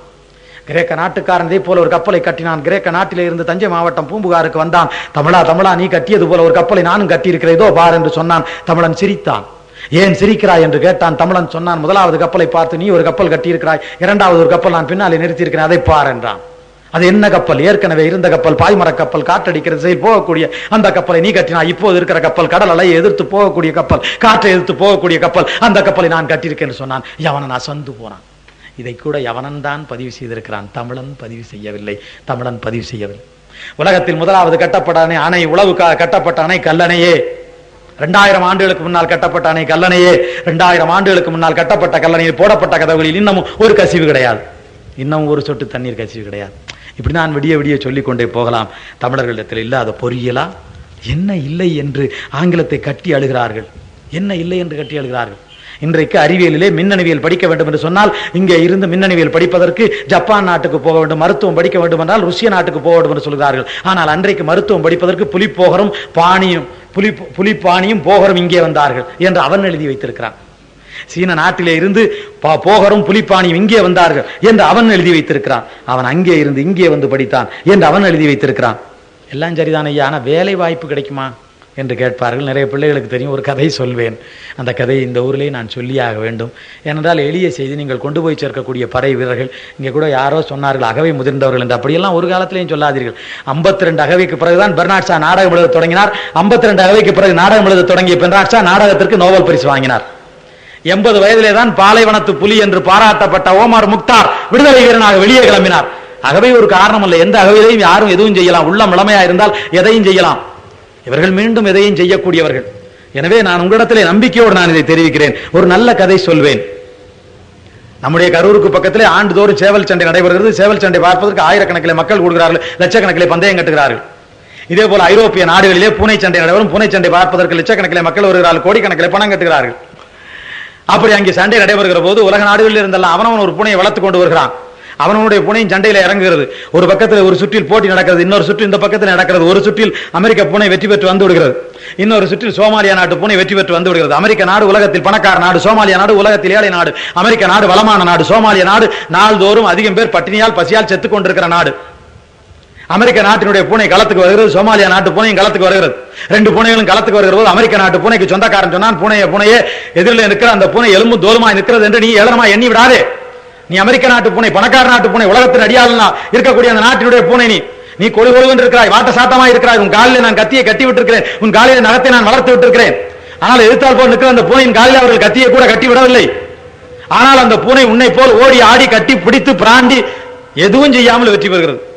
அந்த பூனை பக்கத்தில் எதிர்த்தால் போல் இருக்கிற பூனை போன உடனே ஓங்கி ஒரு அறைவிடும், ஒரே அறையில் அந்த எதிர்த்தால் போல் இருக்கிற பூனை கீழே விழுந்து போகும். சோமாலியா நாட்டு பூனை வெற்றி பெற்றதாக சொல்லி விடுவார்கள். இதுவரையில் அந்த பூனை எந்த சண்டையுமே போடவில்லை, எல்லா பூனைக்கும் ஒரு அறை தான் கொடுத்திருக்கிறது. அது மாதிரி உன்னையும் ஒரு அறை கொடுத்து வீழ்த்தி விட்டால் அசிங்கமாய் போய்விடும், பார்ப்போர் எள்ளி நகையாடுவார்கள். எனவே பார்த்து பத்திரமாக போ என்று சொன்னது. எதிர்த்தாற்போ சோமாலியா நாட்டு பூனை ஒரு அடி கூட எடுத்து வைக்கவில்லை, அதுபாடு பேசாமல் நிற்கிறது, எலும்பும் தோறுமா நின்ற இடத்திலே நிற்கிறது. அமெரிக்கா பூனை அப்படி போகிறது இப்படி போகிறது, இந்த பக்கம் சுற்றி பார்க்கிறது அந்த பக்கம் சுற்றி பார்க்கிறது, அது அசையவே இல்லை, கடைசி வரையில் அசையவே இல்லை, அதுபாடு நின்ற இடத்துல நிற்கிறது. வேறு வழி இல்லாமல் அமெரிக்க பூனை நேரடியாக போய் அதன் மீது பாய்வதற்கு பக்கத்தில் போன போது சோமாலியா நாட்டு பூனை ஓங்கி ஒரு அறை விட்டது, ஒரே அறையில் கீழே விழுந்து போனது. அமெரிக்க பூனைக்கு ஒன்றுமே புரியவில்லை. நடுவர் 1 2 3 4 5 6 7 8 9 10 எண்ணுவார், 10க்குள்ளே எழுந்திருக்காவிட்டால் தோல்வி உறுதி என்று அறிவித்து விடுவார். சோமாலியா வெற்றி, அமெரிக்கா தோல்வி என்று சொல்லிவிடுவார். 1 2 3 4 சொல்லுகிற போது அமெரிக்க பூனை பரிதாபமா பார்த்து இறங்கத்தக்க நிலையில பார்த்து, சோமாலியா நாட்டு பூனையே நானும் நீ தான் அடுத்த போட்டியிலையும் இறுதி போட்டிக்கு வரப்போகிறோம், நீ எப்படி ஒரே அறையில் வெற்றி பெறுகிறாய் என்கிற அந்த தொழில்நுட்பத்தை எனக்கு சொல்லிக் கொடு, நாம் இருவரும் சமமா சண்டை போட்டால் அடுத்த போட்டி பார்ப்பதற்கு நன்றாக இருக்கும், இப்படி ஒரே அறையில் எல்லாரையும் வீழ்த்தினால் என்ன இருக்கிறது, ஒரு வீரனுக்கு அழகுதானா இது, எனவே நீ சொல்லிக் கொடு, சோமாலியா நாட்டு பூனையே சொல்லிக் கொடு, சோமாலியா நாட்டு பூனையே சொல்லிக் கொடு, சோமாலியா நாட்டு பூனையே சொல்லிக் கொடு என்று சோமாலியா நாட்டு பூனையே பூனையே பூனையே என்று 3வது தடவை சொன்ன போது அது சொன்னது, அடச்சே நான் பூனை இல்லை புலி என்று சொன்னது. சோமாலியா நாட்டுக்காரன் அவனுக்கே சோறு இல்லை, புலிக்கு எங்கே போய் கறி வைக்கிறதா, ஒன்றும் வைக்காம விட்டு புலி பூனை மாதிரி ஆகி போயிடுச்சு. அதனால தாழ்வில்லைன்னு சொல்லி போட்டிக்கு பூனையும் புலியும் ஒரே இனத்தை சேர்ந்தது, பார்க்கறதுக்கு ஒரு மாதிரி இருக்கவன் அவன் கூட்டிகிட்டு வந்து விட்டுட்டான். அது புலியினுடைய குணம், ஒரே அறையில் எல்லாரையும் வீழ்த்தக்கூடியது. புலி ஒரே அறையில் யாரையும் வீழ்த்தும், அமெரிக்காவையும் வீழ்த்தும். அது ஒரே அறையில் வீழ்த்திருச்சு. இதுல என்னங்கய்யா செய்தின்னு கேட்டா, ஆங்கிலத்திலே படித்தால் வேலை என்று கேட்கிற இடத்துல நீங்கள் கேளுங்கள். சோமாலியா நாட்டில் அவனுடைய தாய்மொழி அழிந்து போனது. சோமாலியா நாட்டில் ஆங்கில வழியிலே தான் அவர்கள் கல்வி கற்று தருகிறார்கள். ஆங்கிலம் படித்தவனுக்கு வேலை என்பது உண்மைதான் என்றால் சோமாலியா நாட்டுக்காரன் ஏனடா சோற்றுக்கு இல்லாமல் பட்டினியால் சாகிறான்? ஏன் சாகிறான்? ஆங்கிலம் படித்தால் வேலை என்பது பொய், புனை சுருட்டு, கற்பனை. அப்படி ஒன்றும் கிடையாது. உங்களுடைய தொழில்நுட்பத்திற்காக, உங்களுடைய உழைப்பிற்காக, உங்களுடைய குறைந்த கூலிக்காக உங்களை உலகம் அழைக்கிறதே தவிர உங்களுடைய ஆங்கிலத்திற்காக உலகம் அழைக்கவில்லை. உங்களுடைய ஆங்கிலத்துக்காக உலகம் எங்கேயும் அழைக்கவில்லை. என் ஊரில் இருந்து போயிருக்கிற எவனுக்கு ஆங்கிலம் தெரியாது. ஆனால் என்னுடைய ஊரில் இருக்கிறவன் எவனும் போகாத நாடே உலகத்தில் கிடையாது. எல்லா நாட்டிற்கும் நாங்கள் போய் வருகிறோம், எல்லா நாட்டுக்கும். அப்படி ஆங்கிலம் இல்லை ஐயா. ஆங்கிலம் ஆங்கிலம் என்று நாம் நினைத்ததாலே, தமிழை நாம் தொலைத்ததாலே நம்முடைய உள்ளத்தில் தருவது தாய்மொழிப்பாலடா, வீரம் தருவது தாய்மொழிப்பாலடா. அது இல்லாதனாலே வீரம் இல்லாமல் போகும். எப்படிப்பட்ட வீரம்! தமிழ் இலக்கியங்கள் என்னென்ன வீரமெல்லாம் சொல்கிறது, எப்படிப்பட்ட வீரமெல்லாம் சொல்கிறது. தமிழர்கள் எப்படியெல்லாம் வீரமாயிருந்தார்கள். எழுந்தன படைகள், அதிர்ந்தன 4 திசைகள், அடங்கிய 7 கடல்கள், பிதிர்ந்தன 3 மலைகள், பிறந்தது ஊசிப்படலம். படை எழுகிற போது அப்படி படை வந்தது என்று சொல்லுகிறான். மறுப்போடு மறுப்பது, நெருப்போடு நெருப்பது, சுடற்பொடி தரித்திட நிலக்கொடி தளர்க்கதுவே சொல்றான். அப்படி இருந்தது. அந்த வீரம் எங்கே? அந்த வீரம் எங்கே? பொருதடக்கை கேட்கிறான். கடைசியில கேட்கிறான், அந்த வீரம் எங்கே? பொருதடக்கை மார்பெங்கே, பொருதடக்கை வாழங்கே, மணி மார்பெங்கே, பருவயிர தோளெங்கே, எங்கே எங்கே எங்கே என்று கேட்கும்படியாக. எங்கள் ஊரில் ஒரு பையனை பார்த்து கேட்டேன், இந்த வீரம் எங்கேடா அப்படின்னு. ஒரு வட்டரங்க நடக்குது. அதில் பார்த்து அந்த காட்சியில் ஒரு பெண் பிள்ளை சிங்கத்தின் வாய்க்குள்ள தலையை விடுறா. பாடுறா, சிங்கத்தின் வாய்க்குள்ள பெண்ணு தலையை விடுறா. அப்புறம் சிங்கம் வந்து உட்கார்ந்துருக்குது. அது கழுத்தை அப்படி தடவி கொடுக்குறா. பாடுறா, பெண்ணுக்கு வீரத்தை பாடுறா. சிங்கத்து வாய்க்குள்ள தலையை கொடுக்குறா, சிங்கம் கழுத்தை தடவி கொடுக்குறா. பாடுறா அப்படின்னு சொல்லி. அண்ணா எனக்கும் அப்படி ஒரு வீரம் இருக்கு. அப்படியா, நீ போடா களத்துக்குள்ளன்னு சொன்னேன். அப்படி இல்லைண்ணே, அந்த பெண்ணை போல் வீரம் அல்ல, சிங்கத்தை போல் நான் வீரன். தகைச்சு போச்சு. சிங்கத்தை போல் வீரன்கிறான். என்னடா, நான் அந்த பெண் தடவி கொடுப்பதா இருந்தால் சிங்கம் மாதிரி நான் இங்கே உட்கார்ந்துருக்கேங்கிறேன். நான் சிங்கத்தை போல் இருப்பேன்னுங்கிறேன். என் வீட்டில் அம்மா தானியம் படைச்சிக்கிட்டு இருக்கான். தானியம் படைச்சிக்கிட்டு இருக்கும்போது புலி வந்து உருங்குது. புலி உருங்குது. தானியம் படைச்சிக்கிட்டு இருக்கா, பதறலை. ஏன்னா புலி நம்ம வீட்டு விலங்கா இருந்திருக்கு. புலி வந்துட்டு போகிறது பழக்கம் எங்கள் அம்மாவுக்கு தெரியும். புலி எங்கள் வீட்டு விலங்கு. எங்கள் அம்மா தானியம் படைச்சிட்டு மெதுவாக போட்டுட்டு அடங்கிட்டு போ அப்படின்னு சீறிக்கிட்டு இருக்க புலியை தட்டி விரட்டிட்டான். சீறி வரும் புலி அதனை முரத்தினாலே துரத்தினாலே மரத்தி ஒருத்தி. சீறி வரும் புலி அதனை முரத்தினாலே துரத்தினாலே மரத்தி ஒருத்தி பாடி இருக்கிறான் எங்கள் தமிழ். புலி எங்கள் வீட்டு விலங்கு. இன்றைக்கு எங்கள் அம்மா ஒரு நாள் வீதியில் வந்து ஓ ஆவுன்னு கத்துது. என்னன்னு கேட்டால் ஒன்றும் இல்லை, ஏதோ திருட வந்துட்டானான்னு உள்ளே போய் பார்த்தோம்னா 2 எலி ஏறி ஒரு பானையை தள்ளி அது கீழே விழுந்து படார்னு உடைஞ்சு அந்த ஒலி கேட்டு இந்த அம்மா வீதிக்கு வந்துருச்சு. நம்முடைய ஆண்கள் வீரம் அப்படி, நம்முடைய பெண்கள் வீரம் அப்படி. நாம் இப்போ நடுத்தெருவில் நின்று கொண்டிருக்கிறோம். நம்முடைய நிலை என்ன? நம்முடைய நிலை எப்படி போச்சு என்பதை நீங்கள் பாருங்கள். நம்முடைய நிலை இப்படி போன பிறகும் நாம் சிந்திக்காமல் இருந்தால் என்ன ஆகும்? நம்முடைய நிலையை மாற்றுவதற்கு யார்? பல பேர் நாங்கள் மாற்றுகிறோம் என்று பல பேர் சொல்கிறார்கள். பல பேர் எல்லாரும் சொல்கிறார்கள், எந்த பக்கம் பார்த்தாலும் சொல்கிறார்கள், நாங்கள் மாற்றி விடுகிறோம். அதில் இந்த பேராய கட்சியும் சொல்லுது. மிக நீண்ட காலமாக இந்த நாட்டை ஆண்ட கட்சி. குரட்டை விடுவதில் பேர் போன தேவகவுடா கொஞ்ச காலம், குறுந்தாடி குஜரால் கொஞ்ச காலம் என்று சில பேர் மாத்திரம்தான் ஆண்டிருக்கிறாள். மிச்ச காலமெல்லாம் நேரு குடும்பமே ஆண்டிருக்கிறது. நீண்ட காலம் ஆண்ட பிறகு மீண்டும் நாங்கள் உங்களுக்கு வாழ்வு தருகிறோம் என்று அந்த பேராய கட்சிக்காரர்கள் சொல்கிறார்கள். பேராய கட்சியை பற்றி நம் படியுங்கள் சிரியுங்கள் என்று அப்துல் ரஹீம் ஒரு புத்தகம் எழுதியிருக்கிறார். அப்துல் ரஹீம் நல்ல சிந்தனையாளர். அப்துல் ரஹீம் அருமையான புத்தகம். அதில் அவர் எழுதுகிறார், ஒரு ஓய்வு மாநாடு பார்த்தாராம். பேராய கட்சியில் பொதுவாக கூட்டம் கேட்கிறவர்கள் குறைவு, மாநாட்டுக்கு அவர்கள் அதை விட குறைவு. அதனால எந்த பக்கம் பார்த்தாலும் அவர்களால் கத்தி கொண்டிருப்பார்கள். பேசுகிறவன் அவன்பாடு கத்தி கொண்டிருப்பான். யாரை பற்றி யாருக்கும் கவலை இருக்காது. ஒரு முறை ஒரு தலைவர் வந்து சொல்கிறார், நீங்களெல்லாம் ஒழுங்கற்றவர்கள், நீங்களெல்லாம் கட்டுப்பாடற்றவர்கள், நீங்களெல்லாம் நல்லவர்கள் இல்லை அப்படின்னு ஒரு கத்துறார். அவன் எங்கேன்னு சொல்கிறேன் நீங்கள் தான் எங்களுக்கு தலைவர், நீங்கள் தான் எங்களுக்கு தலைவர் நான் எங்கேன்னு சொல்கிறேன். ஏன்னா அவர் கூட்டியா அந்த ஆள். அவன் எங்கேன்னு சொல்கிறேன் நீங்கள் தான் எங்கள் தலைவர், நீங்கள் தான் எங்கள் தலைவர். காந்தியடிகளுக்கு இதெல்லாம் கணக்காய் தெரிந்ததுனாலே தான் அந்த காலத்திலே சட்டை போடவில்லை. இவர்கள் சட்டை போட்டால் கண்டிப்பாக நம்முடைய சட்டை என்று பார்க்காம நம்மையும் கிழித்து விடுவார்கள் என்று அவருக்கு தெரிந்திருந்தது. அதனால காங்கிரஸ் கட்சி காப்பாற்றும் என்று பார்த்து காலமே போய்விட்டது. நமக்கு காலமெல்லாம் போய்விட்டது. நாம் காங்கிரஸ் கட்சியை நம்பினோம், நேருவை நம்பினோம். ஆனால் அவர்கள் நமக்கு காலமெல்லாம் குடி பறித்தார்கள். ஏன் பறித்தார்கள் என்பது யாருக்கும் தெரியவில்லை. இப்போது காங்கிரஸ் கட்சியில் கடைக்கோடியில் இருந்து சேலம் மாவட்டத்தில் இருந்து மலை நகரம் மாம்பழ நகரமான சேலம் மாவட்டத்தில் இருந்து வாழப்பாடி என்று ஒருவர் பேசுகிறார். ஒரு நாள் சென்னையில் பார்த்தேன் ஒரு மகிழ்ச்சியான செய்தி. எல்லாரும் செய்ததெல்லாம் எனக்கு பிடிக்கவில்லை, வாழப்பாடி செய்து மாத்திரம் எனக்கு பிடித்தது. வாழப்பாடி உண்ணானோன் பெற்று போட்டிருந்தார். நான் உடனே போய் எழுதி கொடுத்தேன், நீங்கள் சாகும் வரையில் உண்ணாவிரம் வருங்கள். நல்லபடியாக ஒன்று நடக்கட்டுமே என்று நான் எழுதி கொடுத்தேன். நீங்கள் சாகும் வரையிலே உண்ணாவிரதம் இருக்க வேண்டும் என்று நான் அவருக்கு எழுதி கொடுத்தேன். நான் திராவிட முன்னேற்ற கழகத்திலே ஒரு 25 ஆண்டு காலம் பணியாற்றியோம். நம்முடைய குமணன் அவருடைய அப்பா வெங்குடு காலத்திற்கு முன்னால் இருந்து நான் பணியாற்றியவன். அவர் என்னை விட அகவையிலே மூத்தவர். ஆனால் நான் மிக சின்னஞ்சிறு பிள்ளையாக இருக்கிற போது திராவிட முன்னேற்ற கழகத்துக்குள்ளே போய் தொலைந்தேன். மிக சின்ன சிறியவை. நான் என்னுடைய பொதுச்செயலாளர் வைகோ இடத்துல நான் அடிக்கடி சொல்வேன், நான் உங்களுக்கு முன்னாலே திமுகவில் சேர்ந்து விட்டேன் என்று சொல்வேன். உங்களுக்கு முன்னாலே திமுகவிலும் சேர்ந்தேன், உங்களுக்கு முன்னாலே விடுதலை புலிகளை பற்றியும் தெரிந்து கொண்டேன் என்று நான் 2 செய்திகளையும் சொல்வதுண்டு. அப்படி இந்த திராவிட முன்னேற்ற கழகத்தை நான் தோல்வழியிலே சுமந்தவன். அதை பழிக்க வேண்டும் என்கிற எண்ணம் எனக்கு கிஞ்சிட்டும் கிடையாது. அவர் நேற்றைக்கு பேசியிருக்கிறார், ஜெயலலிதா அம்மையார் அவர்கள் குடிநாயகத்தை கடைபிடிக்காமல் இருப்பாரே ஆனால் அதன் பயன்களை அவர் அடைவார். நல்ல அருமையான செய்தி. ஜெயலலிதா அவர்கள் குடிநாயகத்தை கடைபிடிக்காமல் இருந்தால், ஜனநாயகத்தை கடைபிடிக்காமல் இருந்தால் அதன் பயன்களை அவர் அடைவார். சரியான செய்திதான். ஆனால் கலைஞர் அவர்களை, நீங்கள் குடிநாயகத்தை கடைபிடிக்கிறீர்களா? உங்கள் கட்சியில் இருக்கிற தொண்டர்களில் 100க்கு 1 தம்பி பிரபாகரனை கைது செய்து கொண்டு வர வேண்டும் என்கிற தீர்மானத்தை எதிர்க்க வேண்டாம் என்று 100ல் 1 சொல்லியிருப்பானா? உங்கள் கட்சியில் வாக்கெடுக்க நீங்கள் தயாரா?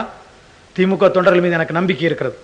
திமுக தொண்டன் எவனாவது 1 தம்பி பிரபாகரனை கைது செய்ய வேண்டும் என்றோ அல்லது வேண்டும் என்று வருகிற தீர்மானத்தில் நடுநிலை வைக்க வேண்டும் என்றோ வாக்களிப்பானா? நீங்கள் அதிலே குடிநாயகத்தை கடைபிடித்திருக்கிறீர்களா? ஜெயலலிதா எங்கள் நெஞ்சிலே குத்தினாள், நீங்கள் முதுகிலே குத்தி விட்டீர்களே. வாழ்நாளெல்லாம் உலக தமிழின தலைவர் என்று நாங்கள் சொன்னோம், நீங்கள் எங்கள் முதுகிலே குத்தி தொலைத்து விட்டீர்களே. நாங்கள் என்ன செய்வது?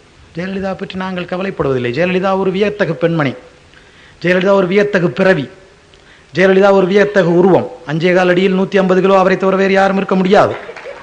அவர் அப்படிப்பட்ட ஒரு வித்தியாசமான ஒரு பெண்மணி. அதில் நான் ஒன்று சொல்வதற்கில்லை. ஜெயலலிதா காலையிலே தோட்டக்காரனை பார்த்து தண்ணீர் ஊற்று என்கிறார், அம்மா செடிக்கு தண்ணீர் ஊற்று என்கிறார், அம்மா மழை பெய்து கொண்டு இருக்கிறது என்று அவன் சொல்கிறான். ஜெயலலிதா சொல்கிறார், குடையை பிடித்துக் கொண்டு ஊற்று. நான் சொன்னால் சொன்னதுதான், குடையை பிடித்துக் கொண்டு ஊற்று என்று ஜெயலலிதா சொல்கிறார். ஜெயலலிதா வண்டியில் உட்கார்ந்து இருக்கிறார், மகளுந்தே ஓட்டுநர் ஓட்டி கொண்டிருக்கிறான், அதுவே 100 கிலோமீட்டர் வேகத்திலே போய் கொண்டிருக்கிறது. ஜெயலலிதா இன்னும் வேகமாக போக வேண்டும் என்கிறார். ஓட்டுநர் சொல்கிறார், அம்மா இதற்கு மேலே 150 வரையிலே இந்த வண்டி ஓடக்கூடும், ஆனால் அது மேல்நாட்டு சாலைகளில் தான் ஓட முடியும். மேல்நாட்டு சாலையில் ஒரு வழி பாதை இருக்கிறது, ஏற்றாற்போல் வண்டி வராது. இந்த நாட்டில் மெதுவாக போனால் தண்டனை, மேல்நாட்டில் விரைவாக போகாவிட்டால் தண்டனை. அப்படி மேல்நாட்டில் தான் ஓட்ட முடியும், 150 வரையிலே ஓட்ட முடியும் என்றால் இந்த சாலையில் நான் ஓட்ட முடியாது அம்மா, எனக்கு பயமாக இருக்கிறது என்று ஓட்டுநர் சொன்னான். ஜெயலலிதா சொன்னார், பயமா இருந்தால் கண்ணை மூடிக்கொண்டு ஓட்டு. எனவே ஜெயலலிதா வேறுபாடான பெண்மணி. அவரிடத்திலே நாம் இதையெல்லாம் எதிர்பார்க்க முடியாது. அவர் இதெல்லாம் செய்வார், அவர் என்ன வேண்டுமானாலும் செய்வார். அவர் இன்னும் வேறு ஏதாவது செய்தால் கூட நான் வியப்படைவதற்கில்லை. அவர் சொல்கிறார், தம்பி பிரபாகரனை தலைவராக நான் ஏற்றுக்கொள்ளவே முடியாது, தலைவர் போல அவர் நடிக்கிறார், நான் ஏற்றுக்கொள்ளவே முடியாது, தலைவர் போல அவர் வெளியே வருகிறார், நான் ஏற்றுக்கொள்ளவே முடியாது என்று சொல்கிறார். பலமுறை சொல்கிறார். அம்மா உங்களுக்கு பயமாக இல்லையா? இந்த குஞ்சு குழுவான் கூட்டங்கள் எல்லாம் கேட்கிறது, இந்த பூணூல் கூட்டம் எல்லாம் கேட்கிறது, அம்மா உங்களுக்கு பயமாக இல்லையா, உங்களுக்கு பயமாக இல்லையா என்று கேட்கிறது. எனக்கு பயமே இல்லை என்று சொல்கிறார். ஜெயலலிதா, உங்களுக்கு பயம் இல்லையா? என்னை பாவானனை எத்தனை முறை நீங்கள் கைது செய்தீர்கள்? என்னை நீங்கள் எவ்வளவு முறை கைது செய்தீர்கள்? என்னை கைது செய்து தேசிய பாதுகாப்பு சட்டத்திலே போட்டீர்கள். உங்கள் பிரியம் போல எத்தனை மாதம் வேண்டுமானாலும் போட்டீர்கள். நானும் அரசாங்க நம்மிடத்திலே கடன் பட்டிருக்கிறது, கடனை சோறு ஓட்டு கழிக்கட்டும் என்று நானும் சிறைச்சாலைக்கு தவறாமல் வந்திருக்கிறேன். அப்படி சிறைச்சாலைக்கு வருகிற போது, நடுவர்மன்றத்துக்கு வருகிற போது நான் ஒரு முறையாவது நீதிமன்றத்தில் தலை குனிந்து நின்றிருக்கிறேனா? நீதிமன்றத்திலே போய் காலை அகட்டி கையை பின்புறமாக கட்டிக்கொண்டு நிமிர்ந்து நின்றிருக்கிறேன். ஒரு முறை கூட நீதிமன்றத்திலே நான் தலை வணங்கி நின்றதில்லை. நான் நீதியை மதிக்கிறேன், நீதியை வணங்க வேண்டிய தேவை எனக்கு கிடையாது. ஆனால் ஜெயலலிதா அவர்களை நீங்கள் நீதிமன்றத்திலே கண்ணீர் வடித்ததில்லையா? நான் பயப்பட்டதில்லை என்று சொல்கிற முதலமைச்சர் ஜெயலலிதா அவர்களை பார்த்து நான் கேட்கிறேன், கொசு கடித்தது கொப்புளம் வந்தது என்று நீங்கள் குப்புறப்படுத்திக் கொண்டு அழுததில்லையா? பயப்பட்டதில்லையா? யாரிடத்திலே சொல்கிறீர்கள்? யாருக்கு தெரியாது உங்கள் வரலாறு? பயப்பட்டதில்லையா? எங்கள் ஊர்ல ஒரு அம்மா, அதுக்கு ஒரு 60 அகவே இருக்கும், அது தொலைக்காட்சியை பார்க்குது, ஜெயலலிதா பிரபாகரனை கைது செய்ய வேண்டும் சொன்னோன்னு அந்த அம்மா சொல்லுது, அடியே உனக்கு நாள் குறிச்சாச்சு. அந்த அம்மாவுக்கு என்ன தெரியும்னே தெரியல. நான் சொல்லல, அந்த அம்மா சொல்லுது, அடியே உனக்கு நாள் குறிச்சாச்சு அப்படின்னு அந்த அம்மா சொல்லுது. ஆனால் தோழர்களே, நான் நகைச்சுவையாய் சொல்வதனால் இது நகைச்சுவை அல்ல. இதிலே நிறைய செய்திகள் இருக்கிறது, நீங்கள் இனித்தான் கவனிக்க வேண்டும். இது நகைச்சுவை அல்ல. நம்முடைய திராவிடர் கழகத்தினுடைய மந்திரமா தந்திரமா நிகழ்ச்சி நடத்துகிற நம்முடைய அருமை நண்பர் பெரியார் பித்தன் அவர் பாணியிலே சொல்வார், ஜெயலலிதா தலைவராக ஏற்றுக்கொள்ள முடியாது, தம்பி பிரபாகரனை தலைவராக ஏற்றுக்கொள்ள முடியாது, தலைவராக சகித்துக் கொள்ள முடியாது என்று சொல்கிறார். நான் என் பாணியில் சொன்னேன், சகித்துக் கொள்ள முடியாவிட்டால் தற்கொலை செய்து கொண்டு சாங்கள், தூக்கில தொங்கி போங்கள் என்று நான் சொன்னேன். பெரியார் பித்தன் கேட்கிறார், தலைவராக ஏற்றுக்கொள்ள மாட்டீர்களா? நீங்கள் ஏற்றுக்கொள்ள மாட்டீர்களா? நீங்கள் எப்படி வந்தீர்கள் என்று என்னிடத்தில் கேட்டார். முதல்ல அண்ணா சொல்லுங்கள் எப்படி வந்தார் என்று கேட்டார். நான் சொன்னேன், நான் ஒரே ஒரு படம் தான் பார்த்திருக்கிறேன், எம்ஜிஆர் படம். அந்த எம்ஜிஆர் படத்தில் ஜெயலலிதா நடிக்க கண்டேன். ஜெயலலிதா அப்படி ஒரு பன்னாடை மாதிரி ஒரு துணியை துச்சி கொண்டு, ஒரு நூலாம்படை மாதிரி ஒரு துணியை சுற்றி கொண்டு, ஒரு கொசுவலை மாதிரி ஒரு துணியை சுற்றி கொண்டு ஜெயலலிதா ஆட்டி கொண்டு நிற்பார். அப்போது எம்ஜிஆர் ஒரு நீளமான கத்தியை வைத்துக்கொண்டு, உன் விழியும் என் வாளும் சந்தித்தால் உன் விழியும், அது ஏற்கனவே பன்னாட துணி, அதில் ஒரு வாழை வச்சு அப்புறம் கிளியாம என்ன ஒன்று, அது டர்ன்னு கிழிஞ்சிருது. உன் விழியும் என் வாளும் சந்தித்தால் துணி கிளியும் பல்லிழியும்னு அவள் எழுச்சுக்க நிற்கிறான். நான் இதானே பார்த்தேன் அப்படின்னு அவர்கிட்ட சொன்னேன். அவர் சொன்னாரு, இதுக்கே இந்த அம்மா தலைவராகும் போது பிரபாகர் தலைவராகப்படாதாரு.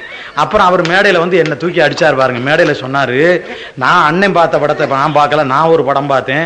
அந்த படத்துல ஜெயலலிதா வந்து நான் 7 வயதுல இளநீ வித்தவோ 17 வயசுல நிலைச்சு நின்னவோ அப்படின்னு பாடிச்சு. இந்த அம்மா, அடியே 7 வயதிலே இளநீ வித்த நீயே தமிழ்நாட்டின் முதலமைச்சராய் தலைவராக ஆகிற போது 7 வயதில் AK-47 எடுத்த எங்கள் தம்பி பிரபாகரன் தலைவராக கூடாதா? நான் கேட்கல, பெரியார் வித்தன் கேட்டார். நாங்க கேட்கலாம், ஜெயலலிதா உங்களை நார் நாராக நாங்கள் 4 பக்கம் கிழித்து விடலாம், ஆனால் அப்படி கிழிக்க நாங்கள் விரும்பவில்லை. நீங்கள் யார் என்று உண்மையான உருவத்தை நாங்கள் காட்ட வேண்டியவர்களாக இருக்கிறோம். ஜெயலலிதா, யாராவது பள்ளியில் வேலை பார்க்கணும் இறந்து போனால் அந்த இடத்துக்கு ஆள் போட மாட்டோம். யாராவது பள்ளியில் வேலை பார்க்கணும் ஓய்வு பெற்றால் அந்த இடத்துக்கு ஆள் போட மாட்டோம். யாராவது அரசு ஊழியர் இறந்து போனால் அந்த இடத்துக்கு ஆள் போட மாட்டோம். யாராவது அரசு ஊழியர் ஓய்வு பெற்றால் அந்த இடத்துக்கு ஆள் போட மாட்டோம். ஆள் போடவே மாட்டோம். எல்லாவற்றையும் தனியாரிடம் ஒப்படைத்து விடுவோம், அரசாங்கத்தையும் ஒப்படைத்து விடுங்களேன், எல்லாத்தையும் ஒப்படைத்து விடுவோம் என்று ஜெயலலிதா சொல்லிக் கொண்டே இருக்கிறார். ஆனால் புதிதாக ஒரு இயக்கம் தொடங்கி, புதிதாக ஒரு துறை தொடங்கி அதற்கு மாத்திரம் ஆள் எடுக்கிறார். எல்லாவற்றுக்கும் பணம் இல்லை, இதற்கு மாத்திரம் உனக்கு எங்கே இருந்து வந்தது பணம்? எல்லாவற்றையும் நீ ஏற்றுக்கொள்ளாத போது இதை மாத்திரம் புதிதாக ஏற்றுக்கொள்வது எதனாலே? அது எந்த துறை? அதுதான் ஆங்கில கல்வி இயக்கம். ஆங்கில கல்வி இயக்கம் என்ற ஒரு இயக்கத்தை தொடங்கி அதற்கென்று புதிதாக ஆட்களை எடுத்து வேலைக்கு வைத்து உங்கள் தாய் தமிழ் மொழியை அழிக்கிற வேலையில் ஜெயலலிதா முனைந்திருக்கிறார். நான் அதிமுகவில் இருக்கிற எம்ஜிஆருடைய பின்னாலே நிற்கிற தம்பிகளை கேட்கிறேன், தாய் மேல் ஆணை தமிழ் மேல் ஆணை என்று பாடிய எம்ஜிஆர் பின்னாலே போனாயே, ஜெயலலிதா எம்ஜிஆர் வழியிலேயா போகிறார்? சொல் பார்க்கலாம். ஜெயலலிதா எம்ஜிஆர் வழியிலேயா போகிறார்? எம்ஜிஆர் சொன்னார், நான் படத்திலே செய்வதையெல்லாம் தம்பி பிரபாகரன் நேரிலே செய்கிறார், நான் படத்திலே செய்வதெல்லாம் தம்பி பிரபாகரன் நேரில் செய்கிறார் என்று எம்ஜிஆர் சொன்னார். பாயும் புலிகளுக்கு 10 கோடி வாரி வழங்கிய பாரி வள்ளல் எம்ஜிஆர். ஆனால் ஜெயலலிதா காட்டி கொடுக்கிறாரே அதிமுக தம்பி, இதை எப்படி நீங்கள் ஒப்புக்கொள்கிறீர்கள் என்று எனக்கு தெரியவில்லையே. ஜெயலலிதா யார் என்று பாருங்கள், உங்கள் தாய் தமிழை அழிக்கிறவர். ஜெயலலிதா கண்ணகி சிலையை எடுக்கிறார், நீங்கள் கவனித்துக் கொள்ளுங்கள். ஜெயலலிதா கண்ணகி சிலையை எடுக்கிறது அதிமுக தொடரை பார்த்து நான் கேட்கிறேன், வாஸ்து சாஸ்திரம் இடிக்கிறது என்கிறார். வாஸ்து சாஸ்திரம், வாஸ்து ஒன்றும் கிடையாது, வதிதல் வதிதல் வதிதல்லாம் இருக்கிறது. வதிதல் வதித குடி, நாங்கள் வதிந்த 17 வரியா பழங்குடி, வதிதல்ங்கிறத அவன் வாஸ்துங்கிறான். எல்லாத்தையும் எங்கள்கிட்ட ஒரு இஷ்டு போட்டு எடுத்துக்கிறேன், அங்கே ஒரு கிஸ்டு போட்டு எடுத்துக்கிறேன், எல்லாம் எங்கோட தான். வாஸ்து சாஸ்திரம் வதிதல் சரியில்லை. என்னையா சரியில்லை அப்படின்னு கேட்டா, கண்ணகி சிலை போயஸ் தோட்டத்தை பார்க்கிறது, போயஸ் தோட்டத்தில் கண்ணகி பார்வைப்பட்டு போயஸ் தோட்டம் கெட்டு என்று சொல்கிறார்கள். கண்ணகி பார்வைப்பட்டு போயஸ் தோட்டம் கெட்டு என்று சொல்லுகிறார்கள். நான் அவர்களிடத்திலே கேட்டேன், கண்ணகி பார்வைப்பட்டு போயஸ் தோட்டம் கெட்டு என்பது எனக்கு தெரியாது, ஆனால் போயஸ் தோட்டத்து பார்வைப்பட்டு ஜெயலலிதா பார்வைப்பட்டு எங்கள் ஐயா வீரமணி கெட்டு போனார் என்பது மாத்திரம் எனக்கு தெரியும். அவர் கண்ணகி சிலையை எடுத்தது சரி என்று ஊரூரா எல்லாரையும் பேச சொல்கிறார். கண்ணகி சிலை என்பது வெறும் சிலை அல்ல, கண்ணகி சிலை என்பது எங்கள் கலை பண்பாட்டினுடைய சின்னம். சிலப்பதிகாரம் தான் முதலாக சேர சோழ பாண்டியர் என்று பேசுவதற்கு பதிலாக தமிழ் தமிழ் தமிழர் என்று பேச சொன்னது. சிலப்பதிகாரம் தான் பேசியது. சிலப்பதிகாரம் தான் தமிழ் மன்னன் ஒருவனை பழித்த வடவனை அங்கே இருந்து கல்லை சுமக்க வைத்தது. கல்லை சுமந்த வரலாற்றை பேசுவது எங்கள் சிலப்பதிகாரம். எங்களுக்கு இசை இல்லை இசை இல்லை இசை இல்லை என்று சொன்னார்கள். இசை உண்டு என்று அவன் ஒரு இடத்திலே சொன்னான். எங்கள் அண்ணன் ராவணன், அந்த ராவணன் நாட்டில் புகுந்த அன்றைக்கு அனுமார் நெருப்பு வைத்து எரித்த போது எங்கள் ராவணன் வீணையில் தாரங்கராகம் வாசித்தார். வீணையில் தாரங்கராகம் வாசித்த உடனே அந்த நெருப்பு அணைந்து போனது என்று அவனே எழுதி வைத்திருக்கிறான். எங்களுக்கு இசை இல்லை என்று எழுதி வைத்திருக்கிறான், எங்கள் இசை நெருப்பை அணைக்கும் என்றும் அவனே எழுதி வைத்திருக்கிறான். எல்லாம் அவனே எழுதுவான், முன்னுக்கு பின் முரணாக எழுதுவான், அப்படி எழுதியிருக்கிறான். இன்னொரு பக்கத்தில் எங்களுக்கு இசை உண்டு என்று சிலப்பதிகாரம் தான் பதிவு செய்திருக்கிறது. எங்களுக்கு இசை உண்டு என்று சிலப்பதிகாரம் தான் பதிவு செய்கிறது. கண்ணகி பார்வைப்பட்டு போய தோட்டம் கெட்டு போகாது. ஏனென்றால் கண்ணகி தேரா மன்னா என்று சொல்லி பாண்டிய மன்னனை பார்த்து எதிர்த்து முழக்கியவள். மன்னர்களோடு மோதி பழக்கப்பட்டவள் கண்ணகி. கண்ணகி அடிமை பெண்களோடு மோத மாட்டார்.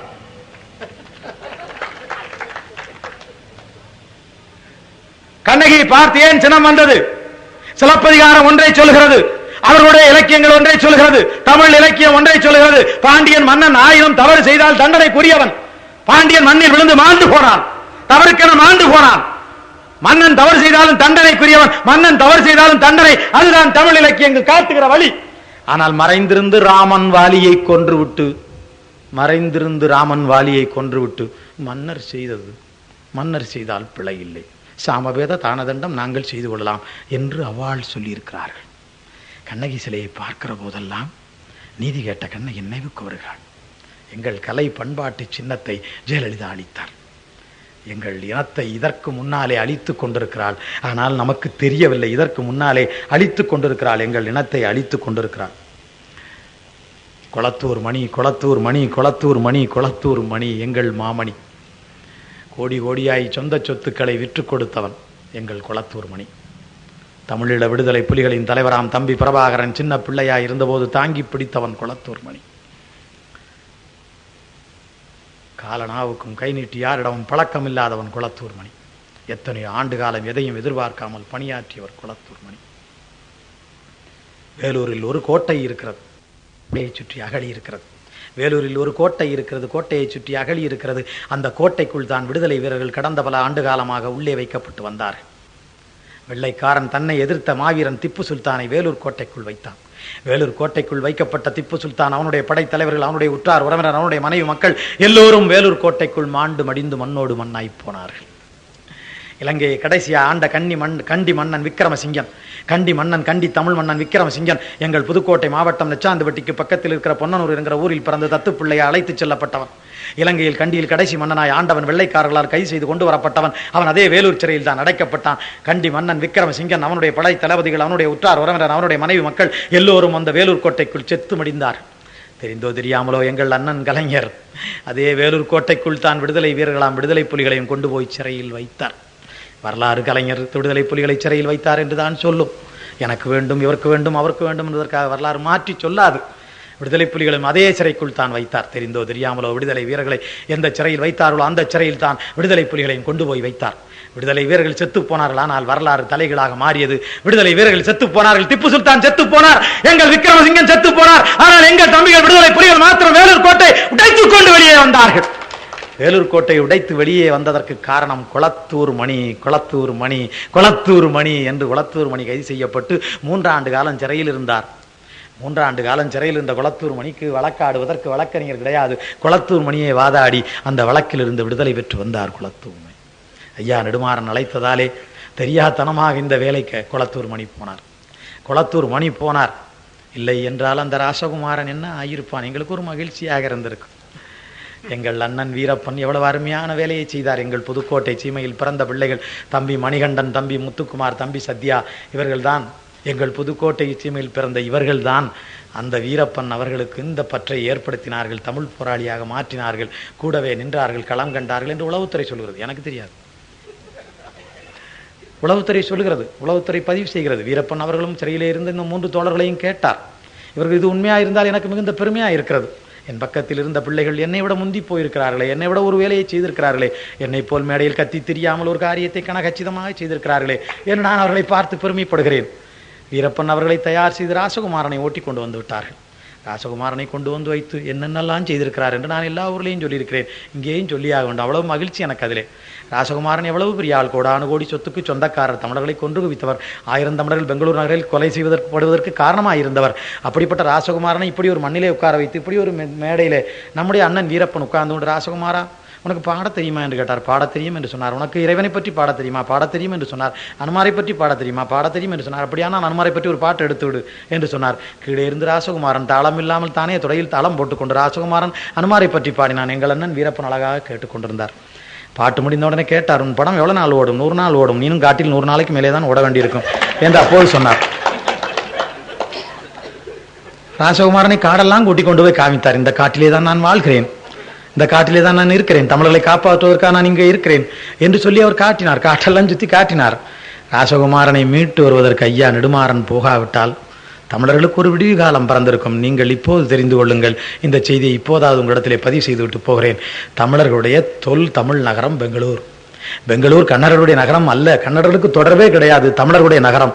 1956 ஆண்டு பெங்களூர் நகரம் கன்னடர்களுக்கு பிரித்து கொடுக்கப்பட்ட போது அந்த பெங்களூர் நகரத்தில் இருந்தவர்கள் 185 பேர் தமிழர்கள். 185 பேர் தமிழர்கள், 10 பேர் தெலுங்கர்கள், 5 பேர் சேட்டு மார்வாடி. ஒருவன் கூட கன்னடன் இல்லை, ஒரு விழுக்காடு கூட கன்னடன் இல்லை.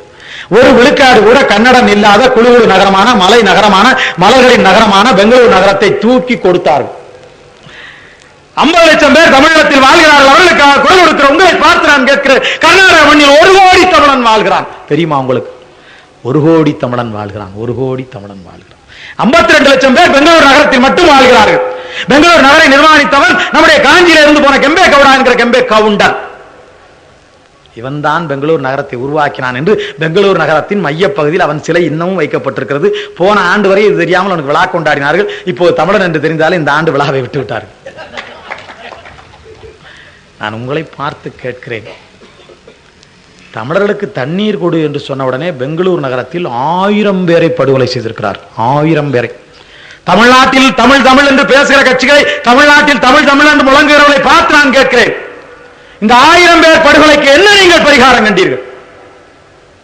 ஜெயலலிதா அவர்களை கேட்கிறேன், அதிமுக தோழனை உன்னை பார்த்து ஒரு கொடுமையான காட்சியை உனக்கு நான் காட்டுகிறேன். பெங்களூர் நகரத்தில் இருக்கிற சட்டப்பேரவையில் ஒரே ஒரு தமிழன் இருக்கிறான். ஒரே ஒரு தமிழன், அதிமுக ஒரே ஒரு தமிழன் இருக்கிறான். அந்த ஒரே ஒரு தமிழன் எழுந்து கன்னடர்களை பார்த்து சொல்கிறான், எந்த கன்னடன் தமிழரை கொண்டானோ, எந்த கன்னடன் தமிழருக்கு எதிரியா இருக்கிறானோ, எந்த கன்னடன் பகையா இருக்கிறானோ, அந்த கன்னடத்தில் ஒரு தமிழன் சொல்கிறான், தமிழனான தம்பி பிரபாகரனை கைது செய்து வர வேண்டும் என்று நீங்கள் தீர்மானம் கொண்டு வாருங்கள் என்று கேட்கிறான். இதை விட கொடுமை என்னவென்று அதிமுக தோழா நீ சொல். நான் பெங்களூரில் இருக்கிற அதிமுக தோழர்களை பார்த்து கேட்டேன், வெந்து நொந்து போனார்கள். நாங்கள் தமிழர்கள் ஒரு தமிழனை சிறைப்பிடிக்க வேண்டும் என்று ஒரு தமிழன் போய் கன்னடத்திலே கேட்டு தொலைத்து விட்டானே, ஜெயலலிதாவால் இப்படி நடந்து போனதே என்று கேட்கிறார்கள். நான் கேட்கிறேன், 1000 தமிழர்களை கொலை செய்த கன்னடர்கள் மீது நடவடிக்கை எடுக்க வேண்டும் என்று ஒரு தீர்மானம் போடாத, வக்கில்லாத, வகை இல்லாத, தெம்பு இல்லாத, திராணி இல்லாத ஜெயலலிதாவே நீ எங்கள் தம்பி பிரபாகரனை மாத்திரம் கைது செய்யலாம் என்று தீர்மானம் போடுவது எந்த வகையிலே நியாயம்? ஜெயலலிதா சொல்கிறார்கள், ராஜீவ் காந்தி கொலையை நான் ஒரு காலம் ஏற்றுக்கொள்ள முடியாது, என்னால் அதை தாங்க முடியவில்லை. சோனியா காந்தியே தாங்குகிறார், நீ ஏன் தாங்க மாட்டேன் என்கிறாய்? சோனியா காந்தியை விட அதிகம் தாங்கியவளா நீ? எங்களுக்கு தெரியவில்லையே. சோனியா காந்தியே அவர் துக்கத்தை கக்கத்தில் மடித்து வைத்துக் கொண்டு எனக்கு இந்திய துணை அமைச்சர் பதவி, இந்திய தலைமை அமைச்சர் பதவி தாருங்கள், நான் அதற்காக ஒன்றும் கவலைப்படவில்லை என்று அவர் வாடு கேட்டுக் கொண்டிருக்கிறார். அவர் இப்போது ராஜீவ்காந்திக்காக கவலைப்படவில்லை, இந்தியாவுடைய தலைமை அமைச்சர் பதவிக்காக தான் அவர் கவலைப்பட்டுக் கொண்டிருக்கிறார். நீ மாத்திரம் எனக்கு கவலைப்பட்டுக் கொண்டு கிடக்கிறாய்? உனக்கு என்ன அதை விட வேர்த்து வடிக்கிறது என்று எனக்கு தெரியவில்லை. அதிமுக தோழர்களுக்கே தெரியவில்லை. அவர்களே சொல்கிறார்கள், அதிமுக தோழர்கள் நல்லவர்கள். ஒரு காலத்திலே நம்முடைய தொலைபேசியை கண்டுபிடித்த கிரகாம்பல் இருக்கிறாரே, தொலைபேசியை கண்டுபிடித்தவர், அவர் தொடக்க காலத்திலே ஒரு பொம்மையை கண்டுபிடித்திருக்கிறார். அந்த பொம்மை அம்மா அம்மா அம்மா அம்மா என்று மட்டும்தான் சொல்லும். அந்த பொம்மையை அறிமுகம் செய்யாமல் விட்டுவிட்டாரோ விற்காமல் விட்டுவிட்டாரோ நான் அவரிடத்தில் கேட்டேன். அவர்கள் சொன்னார்கள், தமிழ்நாடு சட்டமன்றத்தில் அந்த பொம்மையெல்லாம் இருக்கிறது, அது விற்காமல் போனனாலே அந்த இடத்துல நாங்கள் அனுப்பி வைத்திருக்கிறோம் என்று அவர்கள் சொல்கிறார். அவர்களுக்கு சொந்தமாக பேச தெரியாது என்று திமுக சார்பில் ஒரு தோழர் எழுந்து சட்டப்பேரவையில் கேட்கிறார். ஆனால் நான் அவரை கண்டிக்கிறேன், அப்படிலாம் சொல்லக்கூடாது. அவர்களுக்கு சொந்தமாக பேச தெரியும். திமுக தோழர்களோ பொது உடைமை தோழர்களோ வெளியே போகிறது போடா வாடா நாயே பே என்றெல்லாம் பேசுவார்கள். அதெல்லாம் சொந்தமாக தான் பேசுகிறார்கள். அதெல்லாம் யாரும் எழுதி கொடுத்து பேசுவதில்லை. அது மாதிரி யாரும் வெளிநடப்பு செய்தால் போடா வாடா என்று பேசுவார்கள். ஆனால் பாட்டாளி மக்கள் கட்சி தோழர்கள் இதை கண்டித்து, விடுதலை சிறுத்தைகள் இதை கண்டித்து, எல்லா தோழரும் கண்டித்து வெளியேறுகிற போது அவர்கள் தலைகுனிந்து பேசாமல் இருக்கிறார்கள். போடா வாடா என்றே சொல்லவில்லை. எனவே அவர்களுக்கும் இதில் மிகுந்த ஈடுபாடு இருக்கிற செய்தி நமக்கு தெரிய வருகிறது. ஜெயலலிதா கர்நாடக தமிழர்களை காட்டி கொடுக்கிறார். எப்படி தமிழர்களை காட்டி கொடுக்கிறார்? நம்மை காட்டி கொடுக்கிறார். எப்படி? நீ கன்னடத்துக்காரி என்பதனாலே நீ கணக்காக செய்கிறாய். எங்கள் அண்ணன் குளத்தூர் மணியை, மாவீரன் முத்துக்குமாரை, இதுல வேடிக்கை என்னன்னு சொன்னா, எங்க முத்துக்குமார் எங்க கூடவே இருந்தவர். ஒரு நெருக்கடி கால சட்டம் வந்த போது, ஒரு தடா சட்டம் இருந்த போது எங்கள் ஊருக்கு பக்கத்தில் கொத்தமங்கலம் என்கிற ஊர்ல ஒரு ஆசிரியர் பாடம் நடத்தி கொண்டிருந்தார். முதல் நாள் புலி வரவில்லை, பையன் புலி வந்தது என்று பொய்யாக சொன்னான், எல்லோரும் ஓடினார்கள். புலி வரவில்லை, ஏமாற்றி விட்டேன் என்று சொன்னான். மறுநாள் அதே மாதிரி கத்தினான், எல்லோரும் ஓடினார்கள், ஏமாற்றி விட்டேன் என்று சொன்னான். 3ஆம் நாள் உண்மையாகவே புலி வந்தது. புலி வந்த உடனே பையனை கடித்து விட்டது, யாரும் போகவில்லை, உதவவில்லை என்று சொல்லிக் கொண்டிருந்தார். உடனே இங்கிருந்து காவல்துறை போனது, நீ புலி புலி என்று புலி கதை சொல்லிக் கொண்டிருக்கிறாய், விடுதலை புலி கதை சொல்லிக் கொண்டிருக்கிறாய் என்று அவரை கைது செய்து விட்டார். புலி என்று சொன்னவனே கைது செய்து விட்டார்கள். அது மாதிரி முத்துக்குமார் என்கிற பெயரில் எங்கள் தம்பி முத்துக்குமாருக்கு சிற்றப்பா மகன் ஒரு முத்துக்குமார் இருக்கிறார், அவரையும் கைது செய்து போய்விட்டார்கள். கொடுமுடியிலே முறுக்கு பாண்டியன், முறுக்கு போட்டு கடைகளிலே கொண்டு போய் போடக்கூடிய முறுக்கு பாண்டியன், அவரோடு ஒரு நாள் மணிகண்டன் தொலைபேசியில் பேசியிருக்காரு. இதுவரை அவருக்கும் எந்த தொடர்பும் கிடையாது. அவர் என்னை அந்த ஊர்ல ஏதோ இலக்கிய கூட்டம் பேசுவதற்கு கூப்பிடுவதற்காக மணிகண்டனத்துல ஐயா பாவானுடைய தேதி வாங்கி தாருங்கள் ஒரே ஒரு நாள் பேசியிருக்கிறார். அவரையும் கைது செய்து கொண்டு போயிட்டார். எல்லாரையும் இங்கே கைது செய்து, தமிழ்நாடு காவல்துறை இங்கே கைது செய்து, நம்முடைய முத்துக்குமாரை மதுரை நகரத்தில் கைது செய்து, நம்முடைய அண்ணன் குளத்தூர் மணியை மேட்டூருக்கு போகிற வழியில கைது செய்து, நம்முடைய சிவசுப்ரமணியனை ஆத்தூர்ல கைது செய்து, இவரெல்லாம் கைது செய்து இங்கே இருந்து கொண்டு போய் கன்னடக்காரனிடையே ஒப்படைக்கிறார்கள். இதை விட கூட்டி கொடுக்கிற வேலை செய்யலாமே, அது தாழ்வில்லையே, அதை யாரும் ஒன்றும் சொல்லிவிட மாட்டார்களே. இங்கே இருந்து கைது செய்து கொண்டு போய் கொடுக்கிறாயே, கொடுத்த உடனே அவன் என்ன செய்கிறான், பெங்களூர்ல இருக்கிற பக்கத்தில் இருக்கிற மைசூர்ல இருக்கிற சிறைச்சாலையில வைக்கவில்லை, மராட்டிய எல்லையிலே குல்பர்கா சிறைச்சாலையில வைக்கிறான். மராட்டிய எல்லையிலே குல்பர்கா சிறைச்சாலையில எங்கள் அண்ணன் குளத்தூர் மணியை கொண்டு போய் வைக்கிறான். எங்கே வேண்டுமானாலும் வையடா, நாங்கள் இதுவரையில் விட்டது போல் இனி விட மாட்டோம். கணக்கு தீர்க்கிற காலம் ஒன்று வரும். இனிமேலும் நாங்கள் இப்படி இருப்போம் என்று நம்பி கிடக்காது. நாங்கள் கணக்கு தீர்க்கிற காலம் வரும். ஜெயலலிதா எங்கள் மொழியை அளிக்கிறார், ஜெயலலிதா எங்கள் கலை பண்பாட்டை அளிக்கிறார், ஜெயலலிதா எங்கள் இனத்தை காட்டி கொடுக்கிறார், எங்கள் இனத்தை அளிக்கிற வேலையை ஈடுபடுகிறார். ஜெயலலிதா சொல்லுகிறார், நான் ஏற்றுக்கொள்ள முடியாது என்று சொல்லி ஜெயலலிதாவுக்கு ஒரு பெரிய எரிச்சல். உலகம் பூராவும் இருந்து வந்து பார்க்கிறார்களே, உலகம் பூரா வந்து போற்றுகிறார்களே, நம்ம இது மாதிரி போற்றவில்லை, நாம் இது மாதிரி உலகத்தில் முதலாவது இடம் வரவில்லை என்று நான் அதிமுக தோழர் ஒரு சிறத்தை சொன்னேன். நான் சொன்னதாக ஜெயலலிதாவிடத்தில் சொல்லுங்கள். ஜெயலலிதாவுக்கு எனக்கு நெருங்கிய நட்புண்டு. நான் என்ன சொல்கிறேன் என்று அப்போது கேட்டுக்கொள்வார். என்னுடைய ஒளிநாடா எல்லா கூட்டத்திலையும் பதிவு செய்து போட்டு கேட்டுக்கொண்டிருக்கிறார்கள். கலைஞரும் கேட்டார், அவரும் கேட்கிறார். நான் எல்லா கூட்டத்திலையும் சொல்லி ஜெயலலிதாவிடம் இப்போதும் சொல்கிறேன், தம்பி பிரபாகரன் உலகத்தில் முதலாவது இடத்தை பிடித்திருக்கிறார். உலகத்தின் மாவீரன் என்று முதலாவது இடத்தை அவர் பிடித்திருக்கிறார். லண்டன் பிபிசி ஒரு தேர்வு நடத்தியது. உலகத்தின் மாவீரன் யார், தம்பி பிரபாகரனா, யாசர் அராபத்தா, நெல்சன் மேண்டலாவா என்று வாக்களிங்கள் என்று கேட்டார்கள். உலகத்தில் பல்லாயிரக்கணக்கான பேர் வாக்களித்தார்கள். வாக்களித்து தம்பி பிரபாகரன் தான் உலகத்தின் மாவீரன் என்று லண்டன் பிபிசியால தேர்ந்தெடுக்கப்பட்டார். இதுல ஒரு செய்தி, ஒரு தமிழன் கூட அதில் வாக்களிக்கவில்லை. ஆனாலும் அவர்தான் தேர்ந்தெடுக்கப்பட்டார்.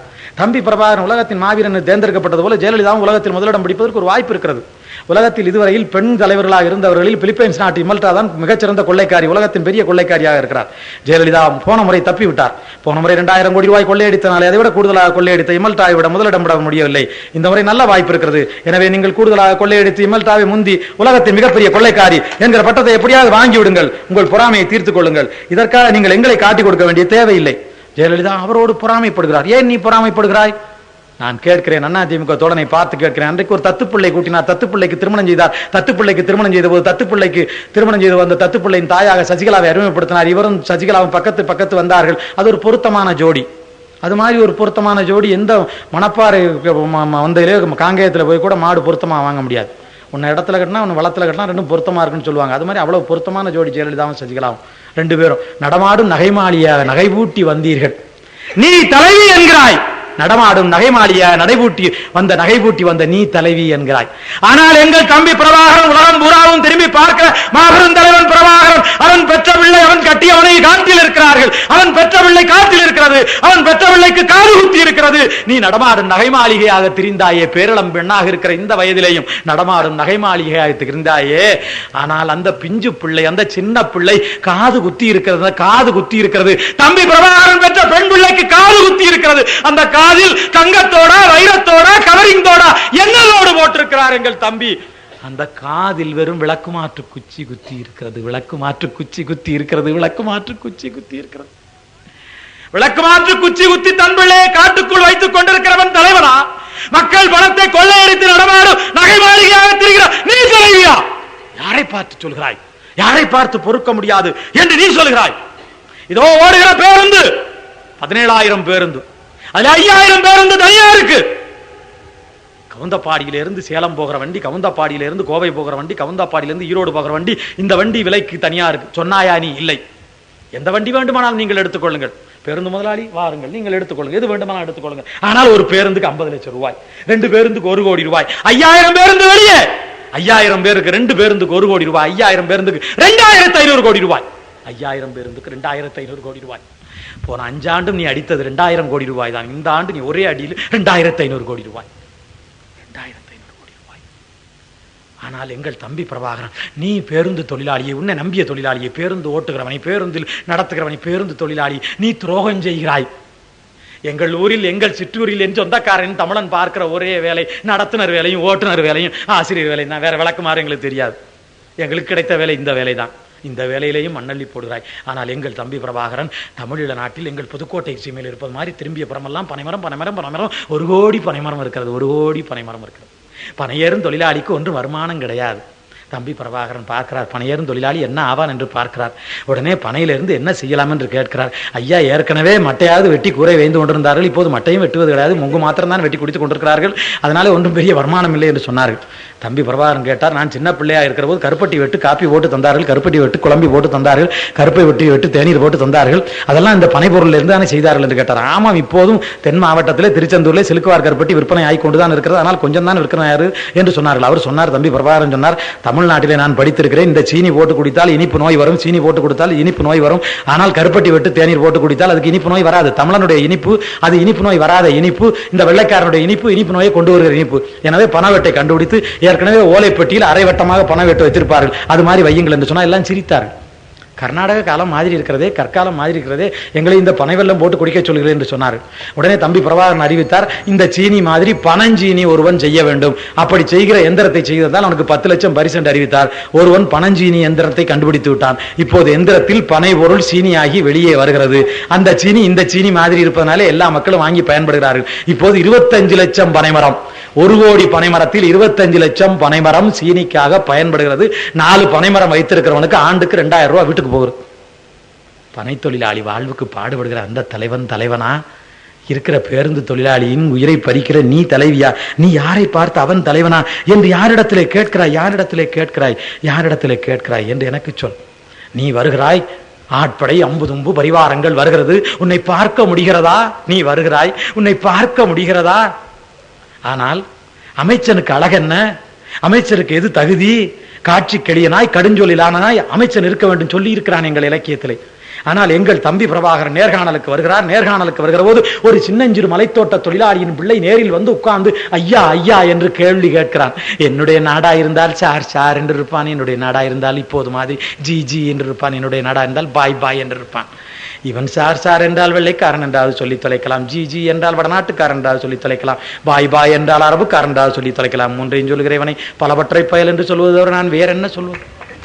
ஆனால் ஒரு மலைத்தோட்ட தொழிலாளி இவ்வளவு பாதுகாப்பு வளையங்கள், 13 அடுக்கு பாதுகாப்பு வளையம்.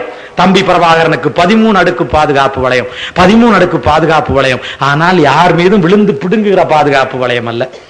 மலைத்தோட்ட தொழிலாளி நேரடியாக வந்து பேசும்படியாக விட்டிருக்கிறார்கள். சின்னஞ்சிறு பையன் மலைத்தோட்ட தொழிலாளி எழுந்து அடிக்கடி கேள்வி கேட்கிறான். ஐயா ஐயா என்று அழைத்து கேள்வி கேட்கிறான். பார்த்து நான் வியந்து போனேன். யார் தலைவர் என்று நீங்கள் சொல்லுங்கள்.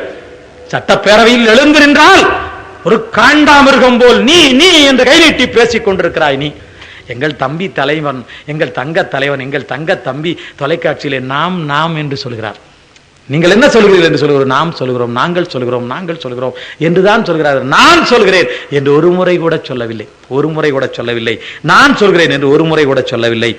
141 நாடுகளிலே இருந்து, உலகத்தில் இன்றைக்கு 190 நாடுகள் இருக்கிறது. 141 நாடுகளிலே இருந்து, பல்வேறு பகுதிகளிலிருந்து பல்வேறு செய்தியாளர்கள், பல்வேறு தொலைக்காட்சியாளர்கள் 141 நாடுகளிலே இருந்து எங்கள் தம்பி பிரபாகரனை பார்ப்பதற்கு வந்து குவிந்தார்கள், வந்து குவிந்தார்கள், வந்து குவிந்தார்கள்.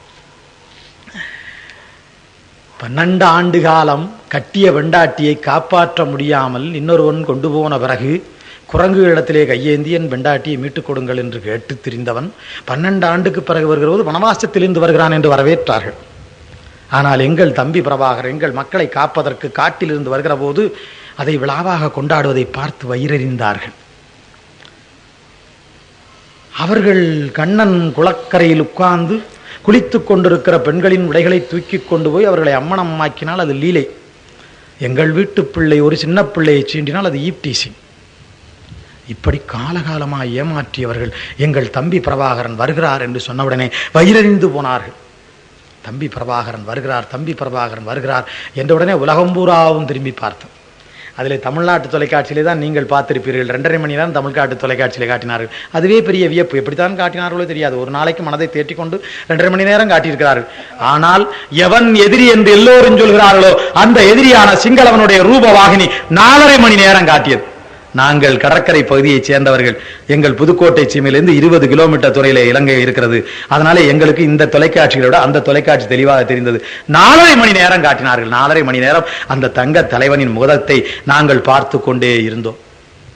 இங்கே இருந்து உலகம் பூராவும் போய் இறங்குகிறார்கள். எல்லா நாட்டிலிருந்தும் போய் இறங்குகிறார்கள். எல்லாரும் போய் இறங்குகிறார்கள். இறங்கி 33 மாடி கட்டடத்தில் அந்த நாட்டினுடைய வெளிநாட்டு உறவுத்துறைக்கு போய் எல்லோரும் நாங்கள் இந்த நாட்டிலிருந்து வந்திருக்கிறோம், இந்த செய்தியை சேகரிக்க வந்திருக்கிறோம், தம்பி பிரபாகரை சந்திக்க வந்திருக்கிறோம், அந்த ஊருக்கு போக வந்திருக்கிறோம் என்று சொன்ன உடனே அவன் ஒரு எல்லை கடை வச்சுட்டு பாஸ்போர்ட் குத்தி கொடுக்கிறான். அவனே அது வேறு நாடு என்று பாஸ்போர்ட் கொடுக்கிறான். ஆனால் இவர்கள் இன்னும் வேறு நாடு என்று ஒப்புக்கொள்ள மாட்டார்களாம். அந்த பாராளுமன்றத்தில் ஒரு செய்தி நிகழ்ந்தது. அந்த பாராளுமன்றத்தில் ஒரு பதிவு நிகழ்ந்தது. பாராளுமன்றத்தில் ரணில் விக்ரமசிங்கே எதிர்க்கட்சிக்காரன் கேட்கிறான், நீ தமிழகத்திலே தாழ்ந்து போகிறாய், வீழ்ந்து போகிறாய், பணிந்து போகிறாய், குனிந்து போகிறாய், ஏன் கேட்கிறார். கேட்கிற போது ரணில் விக்ரமசிங்கே ஒரு படத்தை கையிலே தூக்கி பிடித்துக் கொண்டு சொல்கிறார், நான் தான் கெட்டிக்காரன், உங்களை விட நான் தான் கெட்டிக்காரன். ஒரு நாட்டுக்கு விடுதலை வேண்டும் என்று கேட்கிற ஒருவன் அவன் கேட்கிற நாட்டு பகுதியை அறிவித்திருக்கிற பகுதியில் 75 விழுக்காட்டு பகுதியை அவன் பிடித்து விட்டால் அதை நாடு என்று உலகம் ஒப்புக்கொள்ள உலக சட்டம் இருக்கிறது. தம்பி பிரபாகரன் கேட்கிற தமிழீழ பகுதியில் தம்பி பிரபாகரன் 75 விழுக்காட்டுக்கு மேலான பகுதியை ஏற்கனவே பிடித்து தன்னுடைய கட்டுப்பாட்டில் வைத்திருக்கிறார். அவர் பிடித்து வைத்திருக்கிற கட்டுப்பாட்டு பகுதிகளின் வரைபடம் இதோ. வருகிற செய்தியாளர்கள் 75 விழுக்காடு கட்டுப்பாட்டு பகுதியை பார்த்தால் அதை ஒரு நாடு என்று அவர்கள் ஒப்புக்கொண்டு விடக் கூடும். எனவே நான் முந்தி அவரிடத்தில் அமைதி பேச்சு பேசுகிறேன். நான் தான் கெட்டிக்காரன் சொன்னார். இந்த படத்தையாவது வெளியிடாமல் இருங்களேன் என்று சந்திரிகா கட்சிக்காரர்கள் கேட்டார். இந்த படத்தையாவது வெளியிடாமல் இருங்கள், நாங்கள் தெரியாமல் கேள்வி கேட்டுவிட்டோம், இந்த படத்தையாவது வெளியிடாமல் இருங்கள். இல்லை இல்லை, என் மீது நீங்கள் பழி சுமத்துகிறீர்கள், இந்த படத்தை வெளியிடுகிறேன் என்று அவரே வெளியிட்டிருக்கிறார். 75 விழுக்காட்டு மண்ணை தம்பி பிரபாகரன் மீட்டு விட்டார் என்று அவனே வெளியிட்டிருக்கிறான்.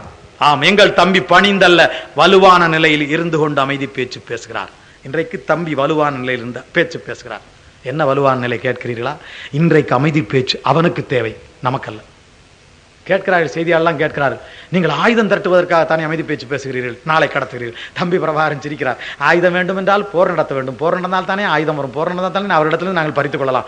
போர் நடத்தாவிட்டால் எங்கேயாவது பத்திரமா பூட்டி வைத்து விடுவார்கள். போர் நடந்தால் தான் அங்கே எங்கேயும் ஆயுதம் போகும்போது நான் பிடிங்கி கொண்டு வரலாம். நான் ஏற்கனவே ஆணையரவு என்கிற இடத்தில் போர் நடத்திய போது நான் பிடிங்கிய ஆயுதங்கள் இன்னும் 20 ஆண்டு காலத்துக்கு போகும். 20 ஆண்டு காலத்துக்கு தேவையான ஆயுதங்கள், 20 ஆண்டு காலத்துக்கு தேவையான வெடிமருந்துகள் என்னுடைய கிடங்கிலே இப்போது இருக்கிறது. ஆணை உறவில் ஆயுதங்களை அள்ளுவதற்கு விடுதலை புலிகளாலே முடியவில்லை. விடுதலை புலிகள் வென்றெடுத்த பிறகு அள்ளி வருவதற்கு ஆட்கள் பத்தவில்லை, அவ்வளவு ஆயுதம் இருந்தது. 1 லட்சம் மக்களுக்கு மேலாக மக்களிடத்திலே தம்பி பிரபாகர் வேண்டுகோள் விடுத்தார்.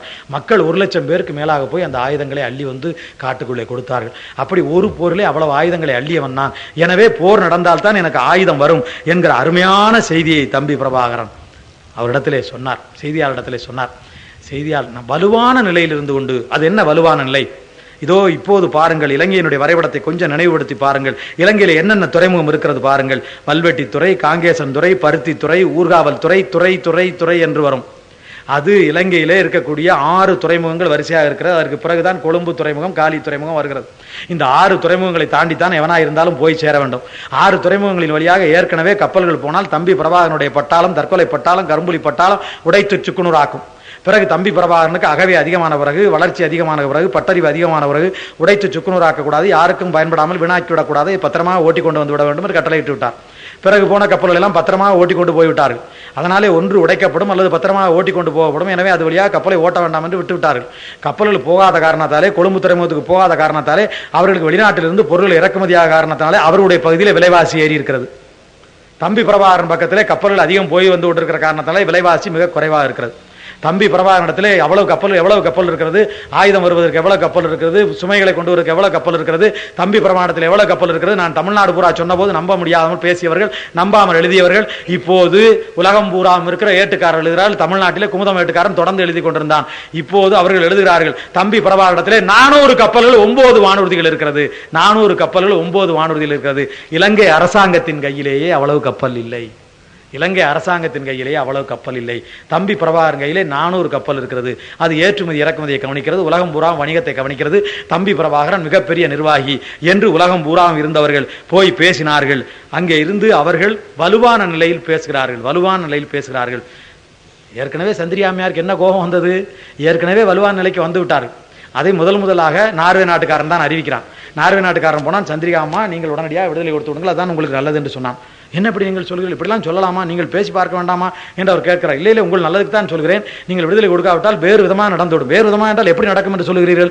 உடனே அந்த நார்வே நாட்டுக்காரன் சொன்னான், நீங்கள் விடுதலையை கொடுக்காவிட்டால் கொழும்பையும் காலியும் அவர்கள் பிடித்து விடுவார்கள், பிறகு நீங்கள் அடிமையாக போய்விடுவீர்கள், நீங்கள் விடுதலை கேட்கணும், அதற்கு நான் தான் அங்கே காட்டுக்கு போக வேண்டும், அப்படி ஒரு நிலைமை வேண்டாம் என்று அவன் சொன்னான். அதிலே தான் அவர்களுக்கு சினம் வந்து விட்டது. உடனே புத்த சாமியாரெல்லாம் நார்வே நாட்டு தூர் அலுவலகத்துக்கு முன்னால் போய் நார்வே நாட்டு கொடியெல்லாம் எரித்தார்கள். அவன் உண்மையை சொன்னதற்கு எரித்தார்கள். அப்படி வலுவான நிலையிலிருந்து தம்பி பிரபாகரன் பேசுகிறார். எப்படி வலுவான நிலை? இந்த பேச்சுவார்த்தை தொடங்குவதற்கு அரசியல் ஆலோசகர் அண்டன் பாலசிங்கத்தை அழைத்து வர வேண்டும் என்று சொன்னபோது, நான் தான் இந்த நாட்டினுடைய குடியரசுத் தலைவர் அண்டன் பாலசிங்கத்தை அனுமதிக்க முடியாது என்று சந்திரிகா சொன்னார். ஏதோ கோழி கூவாவிட்டால் பொழுது விடியாமல் போய்விடுவது மாதிரியும், பூனை தலையை சொருகி கொண்டால் உலகம் விடியாமல் போவது மாதிரி அவர் கருதி கொண்டு, நான் அனுமதிக்க மாட்டேன், அண்டன் பாலசிங்கத்தை அனுமதிக்க மாட்டேன் என்று சொன்னார்.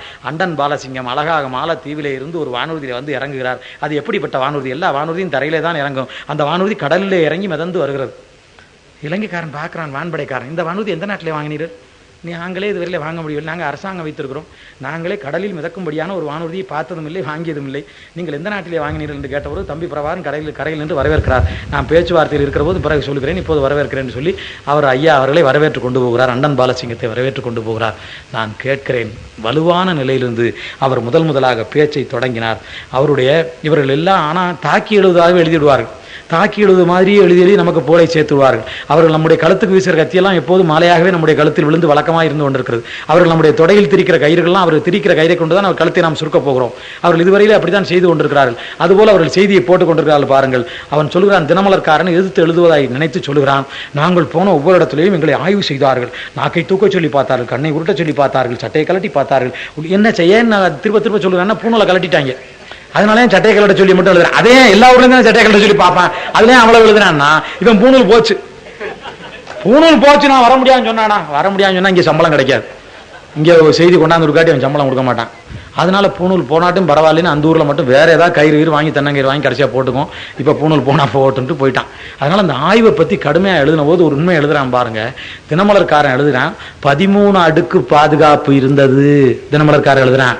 அப்புறம் என்ன எழுதுறேன், ஒரு காலத்தில் ருஷ்யா வல்லரசாக விளங்கிய போது ருஷ்ய குடியரசுத் தலைவருக்கும் இப்போது அமெரிக்க குடியரசுத் தலைவருக்கும் இருக்கிற பாதுகாப்பு படையினர் அணிந்து கொண்டிருக்கிற ஊடுருவி பார்க்கிற கண்ணாடியை இவர்கள் அணிந்திருந்தார்கள். ஊடுருவி பார்க்கிற கண்ணாடியை உலகத்தில் வேற எந்த நாட்டு படைத்தலைவருக்கும் வேற எந்த நாட்டு குடியரசுத் தலைவருக்கும் வேற எந்த நாட்டு தலைமை அமைச்சருக்கும் பாதுகாப்பாக இருக்கும் அணிவதில்லை. அப்படி அவர்கள் ஊடுருவி பார்க்கிற கண்ணாடியை அணிந்து 13 அடுக்கு பாதுகாப்பு ஏற்பாடுகளோடு எங்களை ஆய்வு செய்து உள்ளே விட்டார்கள். அதுவரை இருந்தா பரவாயில்ல. அதுக்கு அடுத்து எழுதுறேன், ஒரு நாட்டின் தலைவரை எப்படி பாதுகாப்பது என்பதை விடுதலை புலிகளிடமிருந்து இனிமேல் இந்தியா கற்றுக்கொள்ளட்டும். நம்மை எதிர்த்து எழுதுவதாய் ஒரு உண்மையான அருமையான செய்தியை அவனே சொல்லி தொலைத்தான். அருமையான செய்தி. இவர்கள் எல்லாரும் போகிறார்கள்.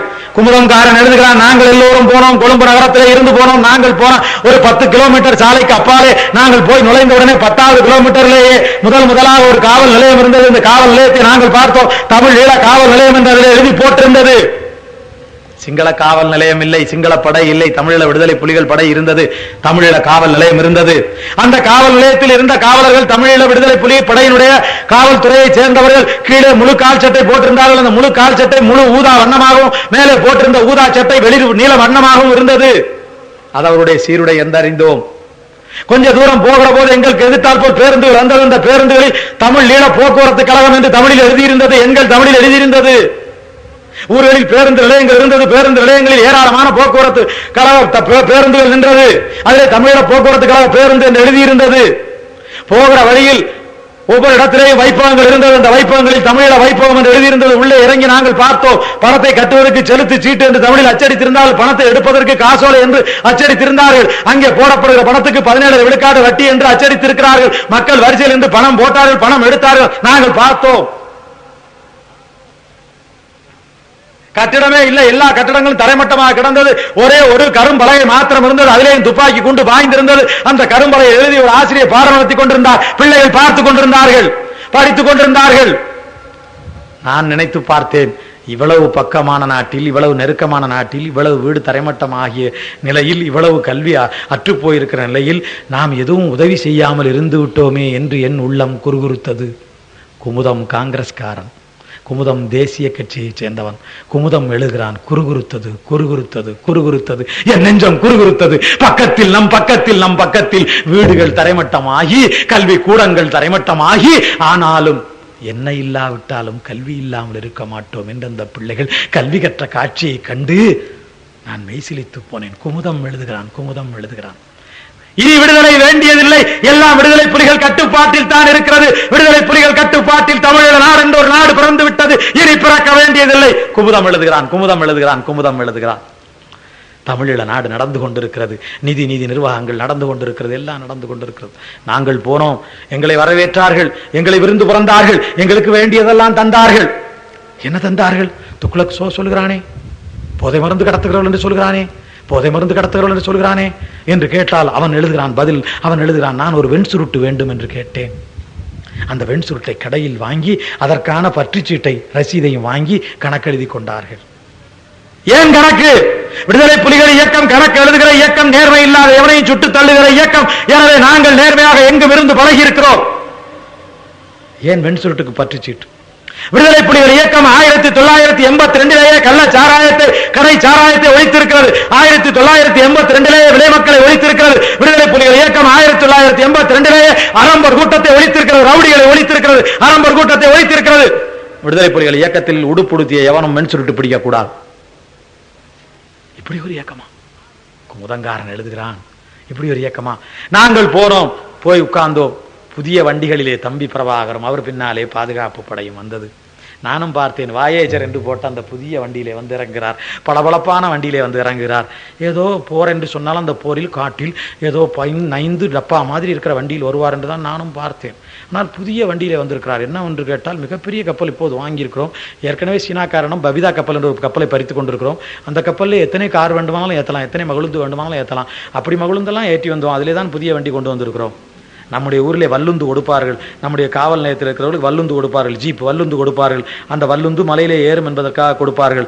ஆனால் அதை விட பெரிய வல்லுந்து அந்த நாட்டில் இருக்கிற அந்த வல்லுந்துக்கு பேர் பஜ்ரோ வாகனம் என்று சொல்வார்கள். அந்த பஜ்ரோ வாகனம் கடல் மணலிலே ஓடும், அந்த பஜ்ரோ வாகனம் மலையிலே ஓடும். அந்த பஜ்ரோ வாகனம் தான் உலகத்தில் வல்லுந்துகளில் பெயர் பெற்ற வல்லுந்தாகும். அந்த பெயர் பெற்ற வல்லுந்து பின்னாலே வருகிறது. அதிலே தான் அவரெல்லாம் வந்து இறங்கி கொண்டிருக்கிறார்கள். இந்தியாவினுடைய கடற்படை தலைவராய் இந்த கல்கத், அன்றைக்கு இந்தியாவினுடைய அமைதிப்படை தலைவராய் போன கல்கத், ஏன் நீங்கள் தோற்றீர்கள்? தம்பி பிரபாகர் ஏன் தோற்றீர்கள் என்று கேட்டபோது சொன்னார், உலகத்தில் இப்போது கண்டுபிடிக்கிற ஆயுதங்களை கூட தம்பி பிரபாகர் வாங்கி விடுகிறார். உலகத்தில் இப்போது கண்டுபிடிக்கிற தொலைத்தொடர்பு கருவியெல்லாம் தம்பி பிரபாகர் வாங்கி விடுகிறார். நாங்கள் ஏற்கனவே கற்காலத்தில் கண்டுபிடிக்கப்பட்ட கருவிகளை இவர்கள் கையூட்டு வாங்கிய கருவிகளை வைத்துக் கொண்டு தடுமாறி கொண்டிருந்தோம். அதனாலே நாங்கள் தோற்று போனோம் என்று கல்கத்தே சொன்னார். நான் இல்லை, கல்கத்தா சொல்லியிருக்கிறார். அவரே சொல்கிறார், நாங்கள் தோற்றதற்கு காரணம் நாங்கள் கையில் வைத்திருக்கிற கருவியை வைத்து அவனை எதிர்த்தால் போல் வருகிறான் என்று 10 கிலோமீட்டருக்கு தான் நாங்கள் கேட்கலாம். அவர்கள் 400 கிலோமீட்டருக்கு அப்பால் இருந்து நாங்கள் வருவதை பார்த்து குறிவைத்து அடித்து எங்களை கொன்று குவித்து விடுவார்கள். அதிலேயும் அப்பையா என்ற ஒரு கிழவன் இருந்தான். ஜெயலலிதா சொல்கிறார், இங்கே இருந்து போய் தம்பி பிரபாகரனை கூட்டி வந்து விட வேண்டுமா? அடியே ஜெயலலிதா, உன்னை பார்த்து நான் கேட்கிறேன், நீ நாள்தோறும் தின்கிற அல்வா சந்தனம் மணக்கிறதாமே, அது எங்கள் அண்ணன் வீரப்பன் காட்டுக்குள்ளிருந்து அனுப்பி கொண்டிருப்பதாய் சொல்கிறாரே. அண்ணன் வீரப்பன் அனுப்புகிற அல்வாவை தின்று கொண்டே பிரபாகரனை பிடி என்கிறாயே, வீரப்பனை பிடியேன்னு பார்க்கலாம். இவர்கள் எல்லாம் சொல்வார்கள், இந்த பூணூல் அணிந்தவர்கள், இந்த குடுமி வைத்தவர்கள், இந்த கொண்டைக்காரர்கள் பிரபாகரனை பிடி என்பார்கள், வீரப்பனை பிடி என்பார்கள், பாகிஸ்தானோடு சண்டை போடு என்பார்கள். என்ற இவன் எவனும் சண்டைக்கு போவதே கிடையாது. சண்டையில போடுங்கிறான். இவன் எவனாவது செத்தா தானே. நான் சொல்றேன், சண்டை போடுவதானால் நாளைக்கு சூனாசாமி, சோராமசாமி, இந்துராம், ராமகோபாலன் தலைமை தாங்கிறான் தான் போடுறான். எல்லா சண்டையும் போடுவோம் வா. நீ அழுங்காம குழுங்காம ஊத்த சரீரத்தை ஊத்தி வளர்த்துக்கிட்டு 8 இட்லி எடுத்து விட்டுக்கிட்டு ஏப்பம் விட்டுக்கிட்டு நீ நிற்ப. எங்கள் ஆள் போய் அங்கே எங்கேயும் ஜாவேன், செத்து பொட்டியா வர்றேன். நீ எங்கேயாவது சண்டை போட்டிருக்கியா? எதுக்கு சண்டை போடுங்கிற? பிரபாகர பிடி என்று சொன்னார்களே. அவர் சொன்னார். அப்படி ஒரு பஜ்ரோ வாகனத்தில் வந்து இறங்குறார். அந்த மண்டபம் இருக்கிறதே, அந்த மண்டபம் அழகான மண்டபம், பார்க்க அருமையான மண்டபம், தூயவன் அறிவியல் கலை கல்லூரி என்று தமிழில் பெயர் போட்டிருக்கிற மண்டபம். அந்த மண்டபத்தில் எல்லாரும் உட்கார்ந்துருக்கிறார். அந்த மண்டபத்தை பார்த்து இந்தியாவில் இருக்கிற செய்தித்தாள்காரன் கேட்குறேன், அட என்னடா மேலே கல்நார் தகடு போட்டிருக்குது, இந்த கல்நார் தகடு போட்டால் எங்கள் ஊரில் வேர்த்து வடியுமே, ஆனால் உங்கள் ஊரில் கல்நார் தகடு போட்டால் குழுன்னு இருக்குதுன்னு கேட்டேன். இது நாங்கள் தயாரிக்கிற, எங்கள் தொழிற்சாலையில் தயாரிக்கிற கல்நார் தகடு. உங்களுக்கு தான் மின்சாரமே கிடையாது, கல்நார் தகடு தயாரிக்கலாம். ஆமாம் தயாரிக்கிறோம். எப்படி தயாரிக்கிறீங்க? எப்படி குழுன்னு வருது? உங்கள் ஊரில் கல்நார் தகடு என்று சொல்லப்படுகிற ஆஸ்பெஸ்டாஸ் தகட்டை நீங்கள் பைஞ்சுதை என்கிற சிமெண்ட்டை, மணலை, தண்ணீரை சேர்த்து நீங்கள் செய்கிறீர்கள். எங்கள் ஊரில் பைஞ்சுதை என்கிற சிமெண்டை, மணலை, தண்ணீரை அதோடு சேர்த்து தென்னை மட்டையை அடித்து தும்பாக்கி தூளாக்கி அதை அள்ளி போட்டு நாங்கள் செய்கிறோம். இந்த தென்னை மட்டைக்கு குளிர்ச்சியை கொண்டு வரக்கூடிய தன்மை உண்டு, இது தும்புக்கு தன்மை உண்டு. அந்த தன்மையினாலே இது குளிர்ச்சியாக இருக்கிறது. அதோடு இந்த தும்பு, இந்த தென்னை மட்டை நோயை எதிர்க்கிற தன்மை உள்ளது. அதனாலே நாங்கள் தமிழீழம் என்று ஒரு நாட்டை இன்னமும் பெறவில்லை. ஆனால் எங்கள் கண்டுபிடிப்பான இந்த கல்நார் தகட்டுக்கு உலக சுற்றுப்புற சூழல் மையம் உலகத்தின் முதல் பரிசை தந்திருக்கிறது அப்படின்னு சொன்னான். இந்தியாவில் போன செய்திக்காரன், அப்புறம் என்ன செய்கிறீங்க? எங்கள் நாட்டில் நாங்கள் பயிரிடுகிறோம். என்ன பயிரிடுகிறீர்கள்? நாங்கள் பப்பாளி பயிரிடுகிறோம். பப்பாளி எவ்வளவு உயரத்தில் காய்க்கிறது? அரை அடியிலே காய்க்கிறது. அரை அடியில காய்க்கிறது. எவ்வளவு பெருசு காய்க்கிறது? அரை அடி பழமே காய்க்கிறது. எங்கள் நாட்டில் நாவல் பழுக்கிறது, செடியிலே பழுக்கிறது. செடியிலே பழுக்கிறதா? எங்கள் நாட்டில் நாவல் துவர்ப்பாகவும் இருக்கும், இனிப்பாகவும் இருக்கும். ரெண்டும் செய்யறோம். அப்படியே அசந்து போயிட்டான் இந்தியாக்காரன். நிருபர்கள்லாம், செய்தியாளர்லாம் உட்காந்துருக்கிறார்கள், தொலைக்காட்சிக்காரெல்லாம் உட்காந்துருக்கிறார்கள். சீனாக்காரன் உட்காந்து சீன மொழியில பேசிட்டு இருக்கான், ஜப்பான்காரன் உட்காந்து ஜப்பான் மொழியில பேசிட்டு இருக்கான், ஜெர்மன்காரன் உட்காந்து ஜெர்மன் மொழியில பேசிட்டு இருக்கான். எங்க தம்பி வந்து பேசுறாரு, இவன் இங்க இருந்து பேசுறான், அவர் ஏன் இங்கிலீஷ்ல பேசல, அவர் ஏன் இங்கிலீஷ்ல பேசல, அவர் ஏன் இங்கிலீஷ்ல பேசல. அட, அங்க இருந்தவனுக்கெல்லாம் இங்கிலீஷ் தெரியாதுடா. 140 நாட்டில இருந்து வந்தானே, இதுல 20 நாட்டுக்காரன் தான் இங்கிலீஷ் தெரியும், 120 நாட்டுக்காரனுக்கு இங்கிலீஷ் தெரியாது. 141 நாட்டிலிருந்து வந்தார்கள். 141 நாட்டிலிருந்து வந்தவர்கள் 20 நாட்டுக்காரனுக்கு தான் ஆங்கிலம் தெரியும், 120 நாட்டுக்காரனுக்கு ஆங்கிலம் தெரியாது. 120 நாட்டுக்காரன் அவனவன் மொழியில மொழிபெயர்க்க, தமிழ்ல மொழிபெயர்க்க ஆள் கூட்டி வந்தான். ஆங்கிலம் தெரியாது, ஆங்கிலத்தில் பேசவில்லை. அவமானம் அவமானம் அவமானம் அவமானம் என்று குஞ்சு குழுவான் கூட்டமெல்லாம் குதிக்கிறது. நான் கேட்கிறேன், அடே, ஆங்கிலத்திலே பேசியிருந்தால் தானடா அது எங்களுக்கு அவமானம். எங்கள் தம்பி பிரபாகரன் தமிழில் பேசி உலகம் தமிழ் கேட்கும்படி செய்தார். உலகம் தமிழ் கேட்கும்படி செய்தார். உலகம் பூராவும் எல்லா படைத்தலைவர்களும் பார்க்கிறார்கள். தம்பி பிரபாகரன் இவர்தானா? தங்கம் மாதிரி மின்னுகிறாரு. தம்பி பிரபாகரன் இவர்தானா? இவ்வளவு அழகா இருக்கிறாரு, அமைதியா இருக்கிறாரு, அன்பா இருக்கிறாரு, சிரித்து பேசுகிறாரு. இவரை போய் கொலைகாரன் என்று இந்த கும்பல்லாம் சொல்லுகிறது அப்படின்னு பார்க்கிறான், மயங்கி பார்க்கிறான். எங்க தம்பி பிரபாகரன் 4 பக்கம் திரும்பி சிரிக்கிறார். அன்னைக்கு விழுந்தவன் தான் என்ன உலக பத்திரிகையாளர் என்ன எந்திரிக்கவே இல்லை. அப்படி சிரிக்கிறார் எங்க தம்பி பிரபாகரன், சிரிக்கிறார். அவரு உடனே அவன் கேள்வி கேட்கிறான், தமிழில் பதில் சொல்கிறார், தமிழில் பதில் சொல்கிறார். நான் கூட ஐயா நெடுமாறனிடத்துல சொல்லி, அங்கே இருந்து லண்டனுக்கு சொல்லி, அங்க இருக்கிற லாரன்ஸ் சொல்லி எப்படியாவது தமிழ்ல பேசணும்னு சொல்லிடும்னு நினைச்சேன். ஆனா அவரே தமிழ்ல அழகாய் பேசுகிறார், அருமையாய் பேசுகிறார். உலகம் பூரா இருக்கிற படைத்தலைவர்லாம் கேட்கிறான் பக்கத்துல, இவர்தான் பிரபாகர். ஆமா, இவர்தான் பிரபாகர், நன்றா இருக்கிறார், அழகா இருக்கிறார். ஆனா அவர் பேசுறது புரியல. அதாண்டா தமிழ், அவதாண்டா அவருடைய தாய்மொழி, தாய்மொழியில தம்பி பிரபாகர் பேசுகிறார்னு உலகம் பூரா தமிழ் தமிழ் தமிழ் தமிழ் என்று அன்றுதான் சொன்னது உலகம், அன்றுதான் சொன்னது. எங்கள் தம்பி பிரபாகரன் தமிழ் பேச கேட்டது, உலகம் தமிழ் பேச கேட்டது. இவர்கள் எழுதுகிறார்கள், ஆங்கிலம் பேச தெரியவில்லையா? நான் கேட்கிறேன், சைனி ஆபிரகாம் ஒரு பெண்மணி தங்க பதக்கம் வாங்கினார். சைனி ஆபிரகாமை நம்முடைய சன் தொலைக்காட்சியில இருந்து கேள்வி கேட்கிறார்கள். சன் தொலைக்காட்சிக்காரர்கள் சைனி ஆபிரகாமை பார்த்து ஆங்கிலத்திலே கேள்வி கேட்கிறார்கள். இவர்கள் வெள்ளைக்காரனுக்கு பிறந்தவர்கள் ஆங்கிலத்திலே கேட்கிறார்கள். சைனி ஆபிரகாம் இருக்கிறாளே, அவளுக்கு ஆங்கிலம் தெரியும், மலையாளம் தெரியும், தமிழ் தெரியும். தமிழ்நாட்டில் திருச்சியில சென்னையெல்லாம் வேலை பார்த்த பெண்மணி இந்த பெண்மணி. இவர்கள் ஆங்கிலத்தில் கேட்கிறார்கள், மலையாள மொழியில பதில் சொல்கிறார். சைனி ஆபிரகாம் தன்னுடைய தாய்மொழியான மலையாள மொழியிலே தான் பதில் சொன்னார். கோர்பச்சேவ் இந்தியாவிற்கு வந்த போது அவருடைய தாய்மொழியான ருஷ்ய மொழியிலே தான் பேசினார். யாசர் ராவத் 130 நாடுகள் உட்கார்ந்திருந்து அவையிலே பேசுகிற போது அவருடைய அரபு மொழியிலே தான் பேசினார். காந்தியடிகள் எங்கே போனாலும் தன்னுடைய தாய்மொழியான குஜராத் மொழியிலே தான் பேசினார். இல்லை என்று சொன்னால் இந்தி மொழியிலே தான் பேசினார். ஐநா மன்றத்திலே போய் வாஜ்பாய் அவர் என்னுடைய தாய்மொழியான இந்தி மொழியிலே பேசுகிறேன் என்று பேசினார். ஆனால் தமிழ்நாட்டிலே மாத்திரம்தான் இந்த ஊத்தை முண்டங்கள் தமிழ்நாட்டு சோற்றை தின்னுவிட்டு தமிழ்நாட்டு சரீரத்தை வளர்த்துக் கொண்டு திரிகிறவர்கள் நன்றி கட்டதனமாக ஆங்கிலத்திலே பேசுவார்கள். ஜெயலலிதா கான்வென்ட் பாப்பா, போயஸ் தோட்டத்து பூதை, அவள் ஆங்கிலத்திலே தான் பேசுவார். கலைஞர் கருணாநிதி ஆங்கிலத்திலே தான் பேசுவார். எல்லாம் வெள்ளைக்காரனுக்கு பிறந்தவர்கள், தேம்ஸ் நதிக்கரையிலே பிறந்தவர்கள், இங்கிலாந்திலே பிறந்தவர்கள், அவர்கள் ஆங்கிலத்திலே தான் பேசுவார்கள். தமிழ்நாட்டிலே பிறந்தவன் இனிமேல் தான் வரப்போகிறான். தம்பி பிரபாகரனை பார்த்து கொண்டிருக்கிறான், அதே வழியில் இனிமேல் தான் வரப்போகிறான். நான் உங்களை பார்த்து கேட்கிறேன், அந்த கூடத்தை பார்த்தார்கள், தம்பி பிரபாகரனை கேள்வி கேட்டார்கள். அந்த கேள்வியிலே, அந்த பதிலிலே என்னடா தவறு? ராஜீவ் காந்தியின் கொலை ஒரு துன்பியல் சம்பவம், அதுல என்ன தவறு? என்ன தவறு கண்டீர்கள்? தம்பி பிரபாகரன் சொல்கிறார், அமைதிப்படை எங்களுக்கு இழைத்த அட்டூழியங்களை தாங்கிக் கொண்டு இந்திய உறவுக்கு கை கொடுக்கிறேன். சரியாய் படித்துப்பார். அமைதிப்படை செய்த அட்டூழியங்களை தாங்கிக் கொண்டு இந்திய உறவுக்கு நான் கை கொடுக்கிறேன். அமைதிப்படை செய்த அட்டூழியம் தெரியுமா? தெரிய விட்டீர்களா? தமிழ்நாட்டிலே தெரிய விட்டீர்களா? என்ன அட்டூழியமடா செய்தது, என்ன அட்டூழியம் செய்தது, என்ன அட்டூழியம் செய்தது. எங்கள் தமிழ் மக்களை காப்பாற்ற இந்திய படையை அனுப்புங்கள். அன்றைக்கு சிங்களவன் எங்கள் தமிழர்களை பந்தாடிய போது, சோழன் பேரரசாக இருந்த போது அவனிடத்தில் சொன்னோம், கலம்பல செலுத்தி கடற்படை நடத்தி காடை சிங்களர் களத்திலே செய்து தமிழரை காத்த புலிக்கொடி சோழன் போல் இன்றைக்கு எங்களுக்கு மன்னன் இல்லை, இந்தியா நீதான் எங்கள் ஆட்சி, நீதான் எங்கள் அரசு, படையை அனுப்பு என்று சொன்னோம். போனது படை, போன படை எங்கள் தமிழரை காத்திருக்க வேண்டும், சிங்களரை சாய்த்திருக்க வேண்டும், இல்லை என்றால் இருவரையும் அமைதியாவது படுத்தி இருக்க வேண்டும். ஆனால் போன படை என்ன செய்வது? 10,000 தமிழர்களை கொன்று குவித்தது, 2,000 விடுதலை புலிகளை கொன்று குவித்தது. நான் கேட்கிறேன், விடுதலை புலிகள் பட்டாளம் என்ன கையிலே பூச்சண்டா வைத்திருக்கிறது? விடுதலை புலிகள் பட்டாளம் என்ன கட்சியா நடத்துகிறது? கண்டன கூட்டம் போட உண்ணானோன் இருக்க. விடுதலை புலிகள் பட்டாளம் கையில் வேட்டகம் வைத்திருக்கிறது, தகரி வைத்திருக்கிறது, எல்லாம் வைத்திருக்கிறது. உலகத்தில் எந்த விடுதலை இயக்கம் வைத்திருக்காத வான்படையும் கடற்படையும் வைத்திருக்கிற ஒரே இயக்கம் எங்கள் விடுதலை புலிகள் இயக்கம் எல்லாவற்றையும் வைத்துக் கொண்டு என்ன பிடுங்குவான் என்று எதிர்பார்த்தீர்கள். நாங்கள் கேட்கிறோம். ஆனால் பஞ்சாப் மண்ணில், சீக்கிய மண்ணில் அந்த மான மறவர்களுக்கு இருக்கிற உணர்ச்சி தமிழ்நாட்டில் எவனுக்கும் இல்லையே, எவனுக்கும் இல்லையே. பிந்தரன் வாலையை வளர்த்தார்கள். பிந்தரன் வாலையை பிடிக்கிறேன் என்கிற பெயரால் மதக்கல்வி கற்ற 150 பிள்ளைகளை வரிசையாக நிறுத்தி சுட்டுக் கொண்டார்கள். மதக்குருமார்கள் கூடினார்கள். இந்திரா காந்திக்கு மரண தண்டனை விதித்தார்கள். இந்திரா காந்தி சுட்டுக் கொல்லப்பட்டார். அது கொலை என்று உலகம் பேசியது. ஆனால் இந்திரா காந்தியை சுட்ட பீன் சிங்குடைய மனைவியை தேர்தலில் நிறுத்தி மதகுருமார்கள் வாக்கு கேட்டார்கள். பீன் சிங் இந்திரா காந்தியை கொலை செய்யவில்லை.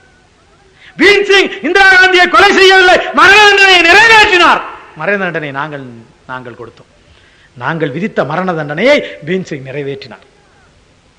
அது சரி என்றால் பீன் சிங் மனைவிக்கு வாக்களிங்க, அது தவறென்றால் காங்கிரஸ் கட்சிக்கு வாக்கு. 3 லட்சத்திற்கு மேலாக வாக்குகளை வாங்கினார் பீன் சிங்கின் மனைவி. பொறுப்பு தொகை இழந்தது பேராய கட்சி. ராஜீவ் காந்திக்கு முன்னாலே கால் மேல் கால் போட்டு பீன் சிங்கின் மனைவி பாராளுமன்றத்தில் உட்கார்ந்திருந்தார். அவன் சோற்றை தின்கிறவன், மானம் உள்ளவன். ஆனால் தமிழ்நாடு கேட்கவில்லையே. 12,000 பேரை கொலை செய்துவிட்டு வந்த பட்டாளத்தை கேட்கவில்லையே, கேட்கவில்லையே. ராஜீவ் காந்தியினுடைய கொலை முதல் தகவல் அறிக்கையில் என்ன எழுதியிருக்கிறது? கொலை செய்யப்பட்டவர் Rajiv Gandhi. Motive of murder, கொலைக்கான காரணம் தானும் சுபாவும் கற்பழிக்கப்பட்ட பெண்கள். தானும் சுபாவும் கற்பழிக்கப்பட்ட பெண்கள். தன்னை கற்பழித்ததற்கு காரணமான இந்திய படைக்கு கட்டளையிட்ட ராஜீவ் காந்தியை கொன்றார்கள். காவல்துறை சொல்லுது. மாலன் மாலன் மாலன் என்று ஒரு பயல் தமிழ்நாட்டில் வெற்றி கொண்டான் பேசுகிற அளவுக்கு கூட பேச தெரியாதவன். ஆனால் அண்ணன் கலைஞர் அவருக்குத்தான், மாலனுக்குத்தான் 40,000 கொடுத்து சன் டிவியில தூக்கி உட்கார வைத்து பார்த்து கொண்டிருக்கிறார். அந்த மாலன் சொன்னான், இந்த 26 பேருக்கும் தூக்கு போடப்பட்டு அந்த தூக்கு போடப்படுகிற போது கிளிங் என்கிற ஓசை கேட்டால் தான் எனக்கு மகிழ்ச்சியாய் இருக்கும் என்று சொன்னான். தமிழ்நாட்டில் முதலாக மரண தண்டனை எதிர்த்து நான் தான் சென்னை பட்டணத்தில் பேசினேன். நான் பேசிய உடனே தொலைக்காட்சியில் ஒரு நேர்காணல் ஏற்பாடு செய்து அதற்கு தாயகத்தில் இருந்த குருநாதன் என்கிற எங்களுடைய கட்சியினுடைய மேனாள் சட்டமன்ற உறுப்பினரை அழைத்து, பாவாணன் இப்படி பேசுவது சரிதானா என்று அந்த கொடுக்கு கேட்டான். ஆனால் தாயகம் குருநாதன் சரியாக பதிலடி கொடுத்தார். காந்தியாரே தூக்கு போடக்கூடாது என்று சொல்லியிருக்கிற போது நீங்கள் பாவாணன் சொன்னதை போய் பெரிதாக கேட்கிறீர்களே என்று அவர் கேட்டார். வாயை பொத்தி கொண்டான். அப்படி அவசரப்படுவான். ஆகா, பாவாணன் என்றொருவன் தமிழ்நாட்டில் திடீரென்று மரணனை எதிர்த்து பேசுகிறானே, எல்லோரும் நீ பேசிவிடுவார்களே என்று அவசரப்பட்டான். அப்படி அவசரப்படக்கூடிய மாலன் அவனும் அவசரப்பட்டு தினமலர் மாதிரி ஒரு செய்தியை போய் சொல்லியிருக்கிறான். அவன் சொல்லியிருக்கிறான். அந்த நேர்காணலில் பேசுகிற போது சொல்கிறான், ஒரு ஆள்டத்தில் கேள்வி கேட்டு சொல்கிறான், தம்பி பிரபாகரன் கொலை செய்ததற்கு காரணம் உங்களுக்கு தெரியுமா என்று இவன் கேட்கிறான். ஏதோ எல்லாருக்கும் காரணம் தெரியாத மாதிரி இவருக்கு மட்டும் தெரிந்த மாதிரி மாலனே சொல்கிறார். 10,000க்கு மேலான தன் மக்களை கொன்றதனாலே, தம்பி பிரபாகரன் தமிழ் மக்களுடைய காவலர் என்பதனாலே அவர் ராஜீவ்காந்தியை கொன்று விட்டார். எதிர்த்தா போல ராஜீவ்காந்தியை கொன்று விட்டார் என்று ஒப்புக்கொள்ள வேண்டும் என்பது இவனுடைய நோக்கம். ஆனால் அதற்கான காரணத்தை உண்மையாகவே பதிவு செய்து தொலைந்தான். 10,000க்கு மேலான தமிழர்களை கொலை செய்தனாலே அதற்கு பழிக்கு பழி வாங்குவதற்காக தம்பி பிரபாகர் ராஜீவ்காந்தியை கொலை செய்தார் என்றே மாலன் கேட்கிறான். நான் கேட்கிறேன், மாலன் கேட்பது சரிதான் என்றால், காவல்துறை பதிவு செய்திருப்பது சரிதான் என்றால், அப்படி நடந்ததும் சரிதானே? நான் உங்களை பார்த்து கேட்கிறேன், ஜெயலலிதா சொன்ன பிறகும் வாஜ்பாய் ஏன் இந்த உறவுக்கு கை கொடுக்கிறார்? வாஜ்பாய் ஏன் இந்த நிலைப்பாட்டில் இப்போது சரியாய் நிற்கிறார்? என்ன காரணம் என்று அறிவுள்ளவர்கள் சிந்திக்கிறார்கள். இந்தியாவின் எல்லா எல்லைகளிலும் எதிரிகள், இந்தியாவின் எல்லா எல்லைகளிலும் எதிரிகள். ஒரு புறத்திலே சீனா எதிரி, ஒரு புறத்திலே பாகிஸ்தான் எதிரி, ஒரு புறத்திலே வங்கதேசம் ஏறத்தாழ எதிரி. 4வது புறத்திலே தமிழீழம் தான் இருக்கிறது. அதற்கு பின்னாலே தான் சிங்கள நாடு வரப்போகிறது. 4வது புறத்திலே எதிரியை தாங்கிக் கொள்ள இந்தியாவாலே முடியாது. அதனாலே தான் பிரபாகரை கைது செய்ய வேண்டும் என்கிற தீர்மானத்தை அவர் கொண்டு வரவில்லை. ஆனால் ஆதரவு தெரிவிக்க முடியாது. ஆதரவு தெரிவித்தால் சோனியா காந்தி சிறந்து கொள்வார். ஆதரவு தெரிவிக்க முடியவில்லை. 2க்கும் இடையில் அண்டன் பாலசிங்கத்துக்கு மருத்துவம் செய்ய தயார் என்று மாத்திரம் அறிவித்திருக்கிறார். இது பின்னாளில் உறவு கொள்வதற்கு கை கொடுத்திருக்கிறார். அவர் மாத்திரம் அப்படி சொல்வதற்கு என்ன காரணம் என்றால், 4வது எல்லையில் எதிரி வந்து விடக்கூடாது. நான் இப்போது தமிழ்நாட்டில் இருக்கிற தேசியவாதிகளுக்கும் சொல்லிக்கொள்வேன், அவரை போலவே அவரை விட தம்பி பிரபாகரன் மிக பெருந்தன்மை உள்ளவராக இருக்கிறார். 12,000 தமிழர்களை நீங்கள் கொலை செய்திருக்கிறீர்கள். ஆனால் ஒரே ஒருவரைத்தான் அவர்கள் கொலை செய்திருக்கிறார்கள்.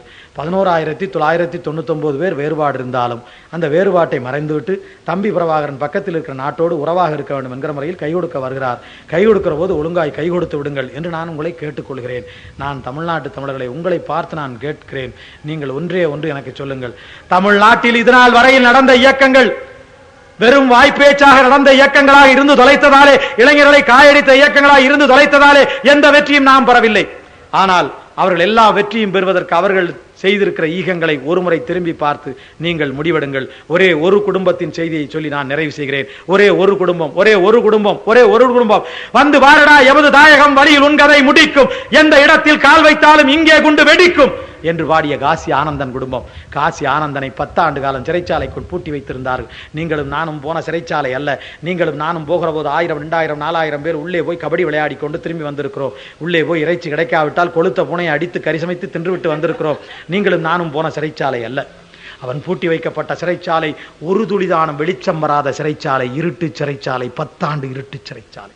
10 ஆண்டு இருட்டு சிறைச்சாலையில் இருக்கிறவனுக்கு வெளிச்சம் என்றால் எவ்வளவு அவா இருக்கும் என்பது அவனுடைய பாடலிலே தெரிகிறது. அவன் பாடல் எழுதுகிறான், அந்த சிறைச்சாலைக்குள் ஒருபோதும் வெளிச்சம் வராது, ஒருபோதும் வெளிச்சம் வராமல் பார்த்து கொண்டார்கள். ஆனால் ஒரு சின்னஞ்சிறு துளை இருந்தது, ஒரு சின்னஞ்சிறு துளை இருந்தது, கண்ணுக்கு தெரியாத துளை இருந்தது. அந்த துளையில் மின்னல் வருகிற போது மாத்திரம் உள்ளே வெளிச்சம் வரும், மின்னல் வருகிற போது மாத்திரம் உள்ளே வெளிச்சம் வரும். அதை பாடுகிறார். சின்ன துளை வழி மின்னல் ஒளிவர என்னை பறிகொடுத்தேன், சின்ன துளை வழி மின்னல் ஒளிவர என்னை பறிகொடுத்தேன். போயும் போயும் உயிர் மேயும் சிறைக்கின்ற புலவனோடாதீனி, போயும் போயும் உயிர் மேயும் சிறைக்கின்ற புலவனோடாதீனி. சின்ன துளை வழி மின்னல் ஒளி வர என்னை பறிகொடுத்தேன், சின்ன துளை வழி மின்னல் ஒளி வர என்னை பறிகொடுத்தேன். ஒரு சின்ன துளை வழி மின்னல் வருகிற போது மாத்திரம் வெளிச்சம் வருகிற சிறைச்சாலையில் 10 ஆண்டு பூட்டப்பட்டவர் பாவலர் நம்முடைய காசி ஆனந்தன் தூக்கி போட்டு மிதித்த போது ஈழை நோய், எலும்புருக்கி நோய், காச நோய் வந்து தொலைத்தது. அதனாலே தொலைந்தார்களா இயக்கத்தை விட்டு? அண்ணனுக்கு காச நோய் வந்தது, அண்ணனுக்கு ஈழை நோய் வந்தது, அண்ணனுக்கு இழைப்பு நோய் வந்தது, அண்ணன் 10 ஆண்டு சிறைச்சாலையில் பூட்டப்பட்டார் என்ற அந்த குடும்பம் இயக்கத்தை விட்டு தொலைத்ததா? இல்லை, இல்லை, இல்லை. தங்கை மலர், தங்கை மலர், தங்கை மலர் விடுதலை புலிப்படையில் சேர்ந்தார். தம்பி ஜெயம், தம்பி ஜெயம், தம்பி ஜெயம் விடுதலை புலிப்படையில் சேர்ந்தான். தங்கை மலரை, தங்கை மலரை தூக்கினார்களாம், தாக்கினார்களாம், தங்கை மலர்களை தூக்கினார்களாம், தாக்கினார்களாம். கால் மூடி போட்டிருந்த காலால் மிதித்து துவைத்துக் கொன்று குவித்தார்களாம். தங்கை மலரை தூக்கினார்களாம், தாக்கினார்களாம், கால் மூடி போட்டிருந்த காலால் மிதித்து துவைத்துக் கொன்றார்களாம். தங்கை மலரை தூக்கினார்களாம், தாக்கினார்களாம். தம்பி ஜெயம், தம்பி ஜெயம், தம்பி ஜெயம், தம்பி ஜெயம் புலிப்படையில் இருந்தான். புலிப்படையில் அவன் இருந்த முகாம் ஒரு குளக்கரையில் இருந்தது. அந்த குளம் மிகப்பெரிய குளமாய் இருந்தது. அந்த குளத்தின் ஒரு கரையில் ஆண் புலிப்படை, ஒரு கரையில் பெண் புலிப்படை. ஆண் புலிப்படையில் தம்பி ஜெயம் இருந்தான், பெண் புலிப்படையில் பல பெண்கள் இருந்தார்கள். தம்பி ஜெயம் ஒரு பெண்ணை விரும்பினான். ஆனால் அந்த பெண்ணும் அவரும் பேசினார்கள். தங்கள் கனவை, தங்கள் காலை, தங்கள் கற்பனை காலடியில் போட்டு மிதித்து விட்டு தங்கள் நாட்டு விடுதலை முன்னெடுத்தார்கள். தங்கள் நாட்டு விடுதலை கிடைத்த பிறகுதான் தங்கள் காதல் நிறைவேற வேண்டும் என்று தங்களுக்குள் கட்டியங்கூறிக் கொண்டார்கள். காதலர் இருவரும் எதிர்பால் அந்த குளக்கரையில் இருந்த 2 படை முகாம்களிலே இருந்தார்கள். படை முகாம்கள் தெரியும், ஆனால் வெளியே வருகிற படை முகாமில் இருக்கிறவருடைய முகம் தெளிவாய் தெரியாது. அவ்வளவு பெரிய குளமாகும். இந்த கரையிலே இவன் நிற்பான், அந்த கரையிலே அவள் நிற்பாள். எப்படி தெரியும், எப்படி பார்ப்பது? பார்த்தால் அன்றோ காதல் பயிர் வளரும் என இருவரும் பேசினார்கள். அவள் சொன்னால், பார்த்தால் தான் காதல் பயிர் வரும் என்பது உண்மைதான், ஆனாலும் பார்ப்பது எப்படி? பார்ப்பதற்கு முடியாத தொலைவில் அல்லவா 2 முகாம்களும் இருக்கிறது, 2 படை பாடி வீடுகளும் இருக்கிறது. இந்த கரையில் நீயும் அந்த கரையில் நானும் நின்றால் நாம் நிற்பது எப்படி தெரியும்? தெரியாது. ஆனால் ஒன்று தெரியும், ஒன்று தெரியும், ஒரு வழி இருக்கிறது, ஒரு வழி இருக்கிறது, தெரிய ஒரு வழி இருக்கிறது என்று அந்த பெண் பிள்ளை சொன்னால், என்ன வழி இருக்கிறது? காதல் பயிர் வளர்வதற்கு என்ன வழி இருக்கிறது என்று அந்த ஜெயம் கேட்டான். அவள் சொன்னால், புல்லாங்குழல் எடுத்து நீ ஊத கேட்டு பலகாலம் நான் மயங்கி கிடந்திருக்கிறேன், அந்த புல்லாங்குழல் உன் கையில் தானே இருக்கிறது என கேட்டால், ஆம், போர்ப்படை பாடி வீட்டுக்கு வந்த போதும் புல்லாங்குழலை கொண்டு வந்துதான் நான் இருக்கிறேன், கூட இருக்கிறது புல்லாங்குழல் என்று அவன் சொன்னான். நீ காலையில் எழுந்து வந்து வெளியே நின்று புல்லாங்குழலை இசைக்கிற போது வெளியே வருகிற பெண் தான் நான் என்று நீ அடையாளம் கண்டுகொள். நீ ஊதுகிற புல்லாங்குழல் ஓசை கேட்கிற போது நீ வெளியே நிற்கிறாய் என்று நான் தெரிந்து கொள்ளுகிறேன். புல்லாங்குழல் ஓசை கேட்கிற வரையில் நான் வெளியே நிற்பேன். யாராவது இனம் கண்டு கொள்ளக்கூடியவர்கள் வந்தார், புல்லாங்குழல் ஓசையை நிறுத்திவிட்டு நீ போய்விடு, நானும் உள்ளே போய்விடுகிறேன் எந்த பெண் பிள்ளை சொன்னால், புல்லாங்குழல் ஓசை கேட்கிற போதெல்லாம் வெளியே வந்தால் புல்லாங்குழல் ஓசை தினமும் கேட்டது, தினமும் வந்தால், தினமும் பார்த்தால் காதல் பயிர் வளர்ந்தது. ஆனால் ஒரு நாள் களத்துக்கு போனான் பிள்ளை. போன பிள்ளை களத்தில் கட்டி இருந்த நச்சு குப்பியை கடித்து களத்தில் மாண்டு போனான். களத்தில் மாண்டு போன செய்தி கூட உடனடியாய் அவளுக்கு ஓடி வந்து யாரும் தெரிவிக்கவில்லை. தங்கள் காதலை வெளிப்படுத்தாத காரணத்தாலே, யாருக்கும் தெரியாமல் காதலித்த காரணத்தாலே அவளுக்கு அவன் மாண்டு போனது தெரியவில்லை. மாண்டு போனவன் வீட்டுக்கு கொண்டு போகப்பட்டான். கொண்டு போகப்பட்டவன் புதைமேடையில் வைத்து அடக்கம் செய்யப்பட்டான். அந்த பெண்ணுக்கு தெரியவில்லை. புதைமேடையில் வைத்து புதைக்கப்பட்டவனை பார்ப்பதற்கு தமிழ்நாட்டிலே இருந்து காசி ஆனந்தன் போனார். கூட பிறந்த தம்பி ஜெயம் இறந்து போன பிறகு அவன் புதைமேடையை பார்த்து கட்டி அழுவதற்கு, கண்ணீர் வடிப்பதற்கு, காவியம் படைப்பதற்கு எங்கள் காசி ஆனந்தன் போனார். காசி ஆனந்தன் போய் புதைமேடையில் கால் வைக்கிற போது, புதைக்கப்பட்ட புல்லாங்குழலே போய்விட்டாயா, புதைக்கப்பட்ட புல்லாங்குழலே போய்விட்டாயா என்று பெண்மணி கண்ணீர் விட்டு கதறி கண்டார். என் கூட பிறந்தவன் புதைவேடையின் மீது கண்ணீர் விட்டு கதறுகிற இந்த பெண்மணி யார் யார் யார் என்று கேட்டார். அண்ணா, இவர்கள் காதல் புல்லாங்குழலில் வளர்ந்தது. நாட்டு விடுதலைக்கு பிறகு இவர்கள் காதல் வாழ்வை தொடங்கலாம் என்று நினைத்தார்கள். ஆனால் உங்கள் பிள்ளை மறைந்து போனான். புல்லாங்குழல் ஒன்றுதான் அவர்கள் காதல் பயிரை வளர்த்தது. புல்லாங்குழல் புதைந்து போனது. அந்த பெண்மணி அதனாலே புல்லாங்குழலே புதைந்து போனாயா, புதைக்கப்பட்ட புல்லாங்குழலே என்று கதறி அழுகிறாள் என சொன்னார்கள். அவர்கள் ஈகத்தை காட்டிக் கொடுக்காதீர்கள். அவர்கள் ஈகத்திற்கு துரோகம் செய்யாதீர்கள், இரண்டகம் செய்யாதீர்கள்.